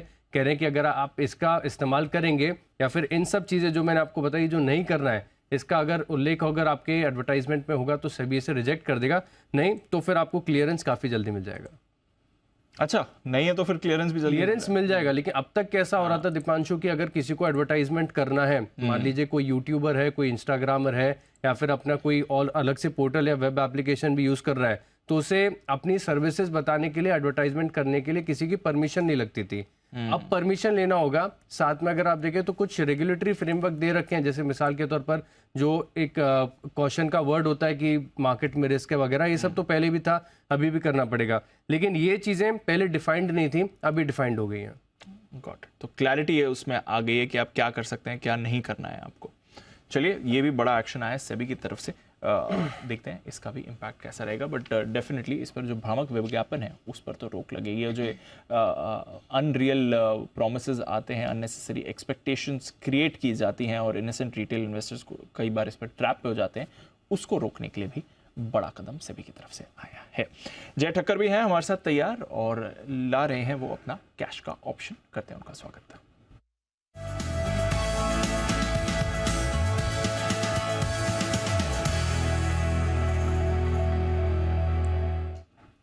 स्वागत है जय, गुड आफ्टरनून। बढ़िया मूव आई है, अब थोड़ा ऊपरी स्तर पर हमने मुनाफा वसूली भी देखी है, बट पॉजिटिव मोमेंटम है। क्या करके जाना है एक्सटेंडेड वीकेंड से पहले? Hi, very good afternoon to you Deep. Deep थोड़ा ट्रिकी तो रहेगा यहाँ पे। मॉर्निंग में भी हमने in the money call option bank Nifty का दिया, जिसमें एक अच्छा मूव देखने मिला, 200 वाला 300 हो गया एंड एक अच्छा 50% मूव वहाँ पे आते हुए देखने मिला। बट अभी भी ऊपर काफ़ी जगह बची है दीप, अगर आप देखें तो। एंड गोइंग फॉरवर्ड मुझे ऐसा लग रहा है कि देखिए अभी तक कोई रिवर्सल खास ऐसा है नहीं मार्केट में, एंड पूरा हफ्ता है दीप यहाँ पे। सो थोड़ी बहुत डिप अगर आती है तो देखते हैं, डिप आएगी तो हम इन द मनी या तो at the money call options देंगे, बट अभी भी मुझे कोई रिवर्सल खास नज़र नहीं आ रहा, इसीलिए मैं out of the money call option he suggest करूँगा यहाँ पे। सो मेरा ये मानना है दीप कि नेक्स्ट वीक के लिए यहाँ पे 17,650 के स्ट्राइक का कॉल ऑप्शन लेकर जा सकते हैं, जो भी ये ट्रेड कर रहा है 63 रुपये पर। सो 63 पर आप खरीदे 17,650 के स्ट्राइक का कॉल ऑप्शन, राइट। एंड दीप यहाँ पे जो आपको स्टॉप लॉस लगाना होगा डेट वुड बी एट 23। सो 23 रुपये पर आप स्टॉप लॉस लगाए, और ये क्लोजिंग बेसिस पर रहेगा, आज के लिए नहीं, सोमवार के लिए। बिकॉज अगर मानिए कि ट्रंकेटेड वीक अगर थोड़ी बहुत भी वॉलेटिलिटी रही, सो डिप मिला तो मे बी आपको ट्रेड में रहने मिलेगा ऑन अ मंडे। एंड मुझे ऐसा लग रहा है कि देखिए पहले जो टारगेट्स थे हमारे 17,600 625 के वो अचीव हो चुके हैं। So the targets have been met. Higher levels पर हमें अभी थोड़ी बहुत प्रॉफिट बुकिंग भी देखने मिल रही है दीप। मगर दीप मैं ये भी कहूँगा साथ ही साथ के कुछ ज़्यादा नीचे एज ऑफ नाउ लग नहीं रहा है, बिकॉज 17,400 के आसपास इमीडिएटली आपका सपोर्ट है, 17,400 500 के रेंज में। तो यहाँ से 100-150 पॉइंट ही सपोर्ट है, तो अगर आ गया तो अच्छा होगा। अगर नहीं आता then this rally now can extend till the levels of 17,750 800। तो 17,750 800 तक ये रैली एक्सटेंड कर सकती है। वो बहुत ही इंपॉर्टेंट और एक डिसिसिव लेवल रहेगा वीकली मंथली बेसिस पर। सो अब ये 63 पर खरीदे, 23 रुपये का स्टॉप लॉस रहेगा दीप। टारगेट्स यहाँ पे 105 से लेके 130 के हम रखेंगे। सो लॉन्ग साइड पर ही बने रहे एंड कॉल ऑप्शन के through out of the money थोड़ा लेंगे, सो ट्रेड में बने रह सकते हैं। ओके, तो ये है आपके लिए जय की तरफ से राय। इस समय निफ्टी पर रखिए नज़र, 17,600 के आसपास इस समय ट्रेड हो रहा है। अगले हफ्ते की एक्सपायरी के लिए ऑब्वियसली अब ये हफ्ते की एक्सपायरी तो ऑलरेडी आपके सामने है, अगले हफ्ते की एक्सपायरी के लिए ट्रेड लेकर जाना है। 17,650 की कॉल 63 में ही मिल रही है और 105 130 का टारगेट होगा यहाँ पर आपके लिए। बैंक निफ्टी पर कौन से लेवल्स देख रहे हैं जय? इस समय एग्जैक्टली फ्लैट है, दिन का एडवेंचर जो होना था हो गया। आरबीआई पॉलिसी के बाद बड़ी मूव भी आपको आती हुई दिखी, आपने 41,000 का कॉल भी खरीदवाया था। अब क्या करना है बैंक निफ्टी में, ये भी बताइए। बिल्कुल दीप, बिल्कुल सही कहा आपने। इनफैक्ट मैं वही डेटा देख रहा था दीप कि एक अच्छा मूव 41,000 के ऊपर देखने मिला जो एक्सपेक्टेड था, और 41,000 से हमें इनफैक्ट ऊपर की तरफ 41,300 तक के लेवल्स ऑलमोस्ट देखने मिले। जो 350 के आसपास मैं एक्सपेक्ट कर रहा था और 275-300 तो आ गया। और अब दीप मुझे ऐसा लग रहा है कि 41,000 का लेवल ही नेक्स्ट वीक के लिए इंपॉर्टेंट रहेगा। हमें आज क्लोज तो अगर इस आसपास देखने मिलेगा इसके, बट नेक्स्ट वीक मंडे को अगर ये 41,000 के ऊपर खुलता है, 41,100 के ऊपर, सो आप ये मान सकते हैं कि गोइंग फॉरवर्ड 41,500 700 तक ये ट्रेंड कंटिन्यू रहेगा। बट अगर 41 के नीचे खुलता है Monday, I mean 4900 4800, then it may go into some consolidation जहाँ पे आपको मेजर तो नहीं, बट देयर आफ्टर आपका नेक्स्ट वीकली जो रेंज बन जाएगा वो 40,500 से लेके 41,000 का बन जाएगा। सो ये 41,000 ही में एक और ब्रेक लेवल है दीप। अगर सोमवार को इसके ऊपर खुल गया 101 पॉइंट, सो आपका ट्रेंड कंटिन्यू रहेगा, और अगर नीचे खुला 101 पॉइंट तो कंसोलिडेशन में चले जाएगा। ओके, ये है आपके लिए राय बैंक निफ्टी और निफ्टी दोनों पर। बहुत वॉलेटाइल हो रहा है, 20-20 30-30 पॉइंट की मूव हर टिक पर आपको इस समय बैंक निफ्टी में दिख रही है। अभी फ्लैट था, अब वापस आपको 40-50 पॉइंट ऊपर आते हुए दिख रहा है, बट एक्शन भरपूर इन काउंटर्स पर बना हुआ है। कुछ फाइनल स्टॉक्स हैं जहां पर हमारे एक्सपर्ट से करते हैं बातचीत। आज के ट्रेडिंग सेशन ज़बरदस्त मोमेंटम वाला रहा है। बजाज फाइनेंस वापस आपको मोमेंटम में आते हुए दिख रहा है। अभी श्रीकांत जी इसकी बात कर ही रहे थे 6200 के लेवल्स के लिए, इस पर रखिए नज़र, एक्शन इस पर बन रहा है। सन फार्मा में एक अच्छी मूव आई है। वागले साहब एक बार सन फार्मा भी देखें सर, 1.5% ऊपर, इस पर कुछ पोजिशन बनानी है। पिछले कुछ ट्रेडिंग सेशन से फार्मा का अच्छा सहारा रहा है बाजार को, और 1-1 2-2 फार्मा स्टॉक्स रोज एक्टिव भी दिख रहे हैं सर। दीपांशु, ये एक आउट परफॉर्मिंग स्टॉक है और 1000 का लेवल इसने क्रॉस किया है। हालांकि ये ट्रेडिंग स्टॉक नहीं है, मतलब 1-2 दिन का व्यू इसमें नहीं लिया जा सकता, लेकिन पोजिशनली मेरा मानना है कि यहाँ पर या मे बी 990 ये रेंज में लिया जा सकता है। मेरा 1080 का ट्रेडिंग टारगेट होगा। ट्रेडिंग टारगेट मतलब मैं 2-3 हफ्ते 4 हफ्ते की बात करूँगा, और मेरा वैसे लॉन्ग टर्म मेरे पोर्टफोलियो में भी है, और मेरा 1200 1250 का टारगेट है। तो ये है आपके लिए 1200 1250 का पोजिशनल टारगेट। सुबह सुमित जी का व्यू भी था सन फार्मा में, पिक ऑफ द डे में उन्होंने खरीदारी की भी राय दी थी। 1025 के टारगेट्स ये थे, 1013 के हाई पर इस समय ट्रेड कर रहा है। ये सुमित जी से अपडेट भी लें, और उनकी एक कॉल भी है, तो बिगुल सुमित का सुपर हिट।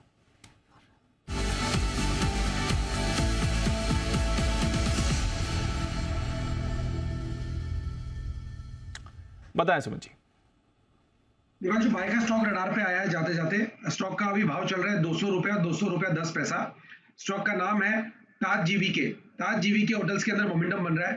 ताज जीवीके के अंदर यहाँ से ऊपर का मूव देखने को मिलना चाहिए। पिछले 5 से 6 दिन से स्टॉक तेजी का मूव दिखा रहा है, और अभी ये रिसेंट हाई ब्रेक कर रहा है। रिसेंट का स्विंग हाई जो था ताज जीवीके का, वो 10 मार्च का 200 रुपए का था, उसके ऊपर ये सस्टेन कर रहा है। तो मेरे को लग रहा है कि अब यहाँ से 10 से 15 रुपए का चाल ताज जीवीके के अंदर देखने को मिल सकता है। 195 195 का नीचे में स्टॉप लॉस लगाना है। जिन्होंने पोजीशंस ले रखी है, जो फ्रेश खरीदारी कर रहे हैं उनके लिए ऊपर में जो टारगेट देखने को मिल सकते हैं 208 रुपए का इसका पहला टारगेट बनेगा। 208 रुपए का लेवल निकलने पे 212 रुपए तक का मूव भी देखने को मिल सकता है। तो खरीदारी करें 195 के स्टॉप लॉस से 208 212 के टारगेट्स के लिए। ओके 208 212 के टारगेट के लिए खरीदारी करें। इंश्योरेंस स्टॉक्स पर भी मोमेंटम हमने बनते हुए देखा। आज सुबह इंश्योरेंस स्टॉक्स पर रिपोर्ट भी आई थी, पॉजिटिव ट्रेजेक्टरी की बात कर रही थी। दूसरा मार्च के महीने में जो चैनल चेक्स सजेस्ट कर रहे हैं वो यही है कि दमदार अमाउंट ऑफ पॉलिसीज बिकी हैं, क्योंकि एक तो ईयर एंड टैक्स सेविंग की होती है, दूसरा क्योंकि इस बार नए वित्त वर्ष से काफ़ी सारे पुराने टैक्स बेनिफिट्स चले जाएंगे, तो चेंज होने से पहले कुछ फायदा उठाने के लिए भी लोगों ने दमकर पॉलिसी खरीदी है। HDFC लाइफ, श्रीकांत जी एक बार जरा इसका चार्ट देख लें। वैसे तो ऑफकोर्स कुछ ज़्यादा बड़े फायरवर्क्स नहीं आए हैं, बट फिर भी 1-1.5% ऊपर बंद हो रहा है। कोई राय इस चार्ट पर? 515 का लेवल HDFC लाइफ।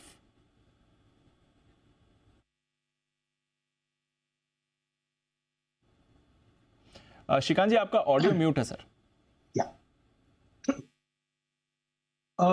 तो दीपांशु, अगर इस पर्टिकुलर चार्ट को देखें तो इसमें काफी अच्छा एक फॉलिंग वेज फॉर्मेशन बना था, यानी कि एक रिवर्सल पैटर्न बना था और उसके बाद की तेजी बनी।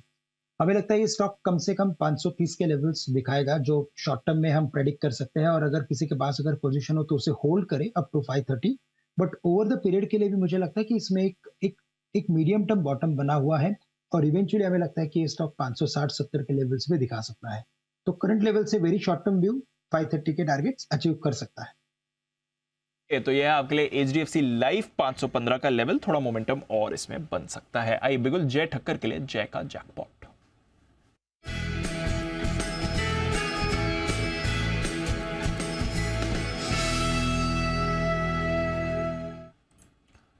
बताएं जय।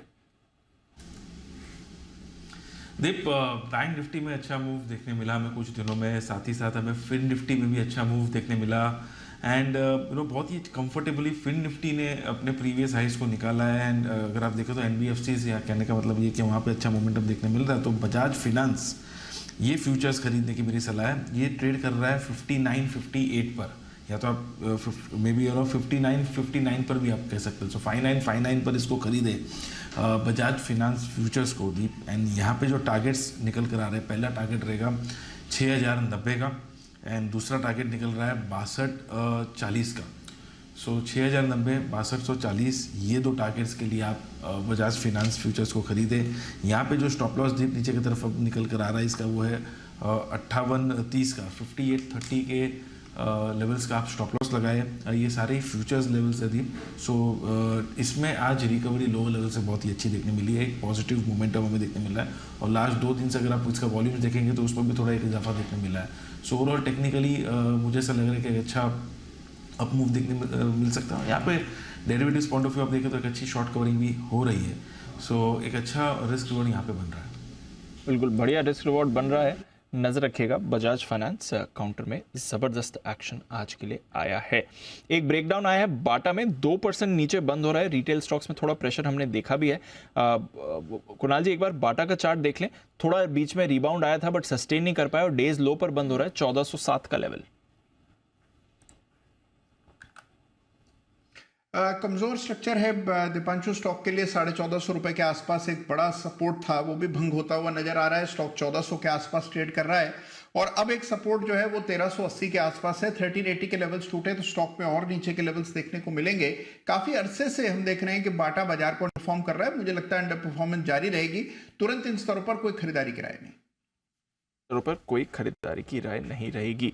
हिमांशु जी IGL पर राय दे दे सर। आपकी पिक 464 का टारगेट था, 464 पर ही है काउंटर। क्या करके जाना है? आज शाम एक्सपेक्टेशन है कि शायद जो किरित पारित कमेटी की रिकमेंडेशंस हैं वो गैस प्राइसिंग पर आज पास हो जाए। IGL देखिए टेक्निकली तो बहुत ही स्ट्रॉन्ग ब्रेकआउट आता हुआ नजर आया है। जिस तरह का ब्रेकआउट एंटीसिपेट किया था बिल्कुल हूबहू वैसा ही देखने को मिला। डे हाई के आसपास बंद हो रहा है, जो कि अपने आप में एक पॉजिटिव है। तो मुझे लगता है कि अगर एक से ज्यादा पोजीशन है तो पार्ट प्रॉफिट बुक किया जा सकता है और कैरी किया जा सकता है। अदरवाइज ऑल्सो मेरा व्यू है कि ये स्टॉक 490-500 रुपए के लिए जाने के लिए तैयार है, तो तेजी की पोजीशन में बना भी रहा जा सकता है। ये है आपके लिए IGL। देखते हैं आज अगर कुछ एक्शन आता है गैस प्राइसिंग को लेकर भी या नहीं। ऑफ कोर्स अब पूरा एक्शन या रिएक्शन आपको जो है मंडे को ही दिखेगा। बट मजबूत नोट पर ये हफ्ता बंद हो रहा है। लगातार 5वें दिन तेजी होगी अगर निफ्टी यहाँ पर बंद हो 17,600 के लेवल पर क्लोजिंग के लिए तैयार हो रहा है। अदानी एंटरप्राइजेस टॉप गेनर 3.5% ऊपर, बट आज पूरा जलवा था एनबीएफसीज का। बजाज फाइनेंस 3%, बजाज फिनसर्व 2% ऊपर, एचडीएफसी लिमिटेड में भी आपने करीब 1% की तेजी देखी है। आरबीआई पॉलिसी के बाद यही स्पेस है जो सबसे ज्यादा एक्टिव हुई। चुनिंदा बैंकिंग शेयर्स में भी पॉजिटिविटी दिखी है। इंडसइंड बैंक का ऊपर था, एसबीआई में आपने 1% का उछाल देखा है, साथ ही एचडीएफसी बैंक की तरफ से भी सहारा था। रिलायंस इंडस्ट्रीज भी हल्की फुल्की बढ़त दिखा रहा है, तो बाजार को इसने भी सपोर्ट दिया है। मारुति, एल&टी कल के ब्रेकआउट के बाद आज भी पॉजिटिव। एसबीआई लाइफ और एचडीएफसी लाइफ ये दोनों काउंटर्स भी एक्टिव रहे, और साथ ही सन फार्मा और डिवीज यहां पर भी पॉजिटिविटी दिखी। एचसीएल टेक कमजोर था, कल की तेजी के बाद आज आईटी में थी मुनाफा वसूली। इसके साथ ही टेक महिंद्रा, विप्रो, टीसीएस, इन्फी यहां पर भी आपने सुस्ती ही देखी है। आईसीआईसीआई बैंक और एक्सिस बैंक में आपने 1% की गिरावट देखी है। एचयूएल में आपने वीकनेस देखी है। जेएसडब्ल्यू स्टील और टाटा स्टील भी कमजोर थे। हीरो मोटोकॉर्प और यहां पर भी आपने वीकनेस ही बनती हुई देखी। वायदा कारोबार की तरफ आइए। आज का स्टार था आईईएक्स, ट्रांजैक्शन चार्जेस की जो डर था वो चला गया है। साथ ही आपने चोला इन्वेस्टमेंट में अपडेट के बाद जबरदस्त एक्शन देखा। आरबीआई पॉलिसी के बाद सारे रियल एस्टेट काउंटर्स एक्टिव थे, तो Oberoi realty, DLF, Godrej properties यहां पर भी बढ़िया तेजी देखी। आईजीएल पिछले 2 दिनों से बढ़िया बाउंस बैक में रहा है। बीएचईएल में आज एक अच्छा रिवर्सल आया। साथ ही ऑरो फार्मा जहां पर आपको अपग्रेड भी आया था 600 के टारगेट के साथ, ये भी एक्टिव दिखा। वेदांता डिविडेंड एडजस्टमेंट था, अगर निकाल दें तो हल्का पॉजिटिव ही क्लोज हो रहा है। डाबर अपडेट के बाद 4% टूटा है। बाटा, डिक्सन टेक और साथ ही एलटीआई, माइंडट्री, यूनाइटेड ब्रूरीज और टाटा कॉम यहां पर भी आपको कमजोरी दिखी है। बट 17,600 एग्जैक्ट ये लेवल है जहां पर आपको प्रोविजनल क्लोज निफ्टी का दिख रहा है। 41,000 के थोड़ा ऊपर बैंक निफ्टी का क्लोज दिख रहा है। फाइनल फिगर्स भी इसके आसपास ही आने चाहिए, बिकॉज पिछला पूरा 1-1.5 घंटा बाजार के लिए एक बहुत ही सीमित दायरे में कारोबार हो रहा था। पर आइए अपनी नोटबुक्स तैयार रख लीजिए और अपने नोट्स बना लीजिए। जैन साहब आप भी और बाकी सारे एक्सपर्ट्स भी, क्योंकि हर बार की तरह इस गुरुवार भी आपका पसंदीदा शो बात दुनिया की तैयार है। लेकर आ रहे हैं ढेर सारी दिलचस्प स्टोरीज आपके लिए। हर कोने से जो रूटीन खबरें हैं उनसे कुछ अलग झुके वाली स्टोरीज आएंगी। तो आइए देखते हैं आज के लिए क्या क्या तैयारी है शाम 4:30 बजे की। देखिए 10 करोड़ साल में कैसे बदली हमारी धरती। पानी के भीतर 100 दिन तक रहने वाला इंसान। क्या आलू से बनेंगे मंगल ग्रह पर घर? खून की प्यासी दुनिया की सबसे क्रूर मछली। परेशानी में जोर जोर से पौधों के रोने का राज। देखिए दुनिया भर की एक से बढ़कर एक रोचक खबरें बात दुनिया की में आज शाम 4:26 पर सिर्फ जी बिजनेस पर। तो कुछ बहुत ही बढ़िया स्टोरीज लेकर हमारी टीम आ रही है। जैन साहब क्या पसंद आया इस बार की झलक में? ये आलू वाली न्यूज जबरदस्त लगी। ऐसा होगा बहुत जबरदस्त आलू में तेजी आ जाएगी।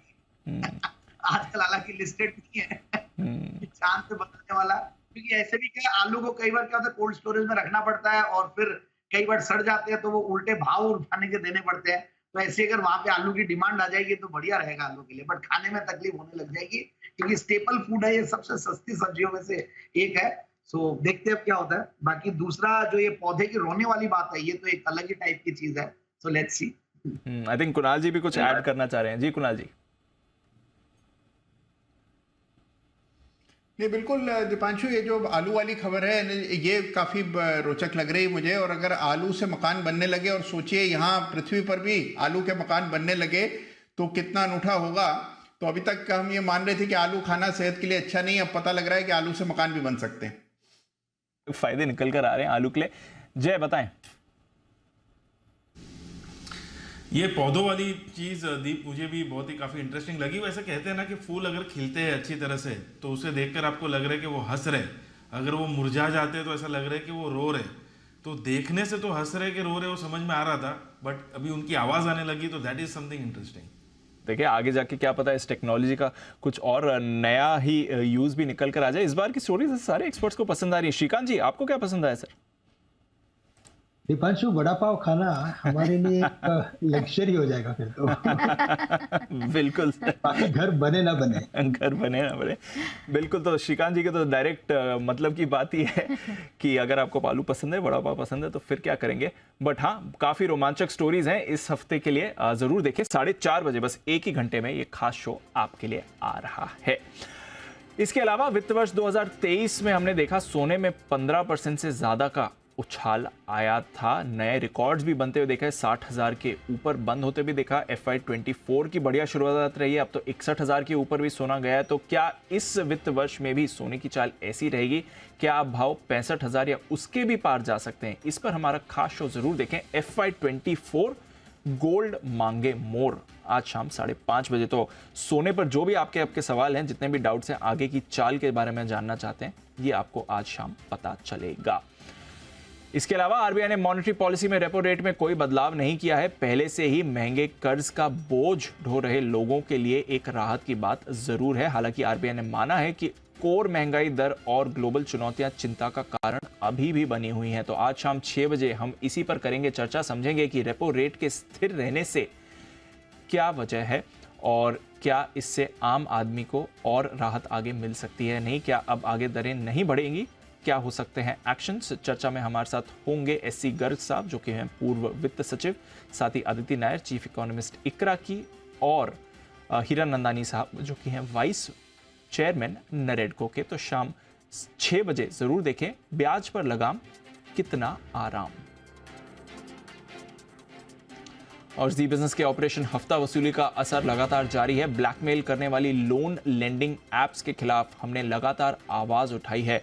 अब एक बड़ा कदम गूगल की तरफ से भी, उनके डेवलपर पॉलिसी में बड़े बदलाव का ऐलान किया गया है। गूगल के मुताबिक 31 मई के बाद लोन लेंडिंग एप्स अब ग्राहक के external storage, media images, contact images जैसी सेंसिटिव इंफॉर्मेशन को एक्सेस नहीं कर पाएंगी। तो इंडिया 360 में यही होगी हमारी cover story, big impact story जो है। समझेंगे कि गूगल के इस कदम के बाद क्या वसूली एप्स का धंधा बंद हो पाएगा। देखना मत भूलिए, वसूली ऐप गूगल का ट्रैप। तो ये आज शाम का पूरा आयोजन। फाइनल क्लोजिंग फिगर्स आपके सामने। कल हमने 41,000 के 1 पॉइंट नीचे बैंक निफ्टी को क्लोज होते हुए देखा था। आज आप 17,600 के 1 पॉइंट नीचे निफ्टी को क्लोज हो रहे हैं, बट एसेंशियली 17,600 आ चुका है स्क्रीन पर। 650 पॉइंट्स का रिबाउंड पिछले 5 ट्रेडिंग सेशंस में दिखा है। बैंक निफ्टी भी हल्की बढ़त के साथ 41,000 के ऊपर बंद हो रहा है। तो एक्सटेंडेड वीकेंड से पहले बाजार ने आपको एक पॉजिटिव क्लोजिंग दे दी है।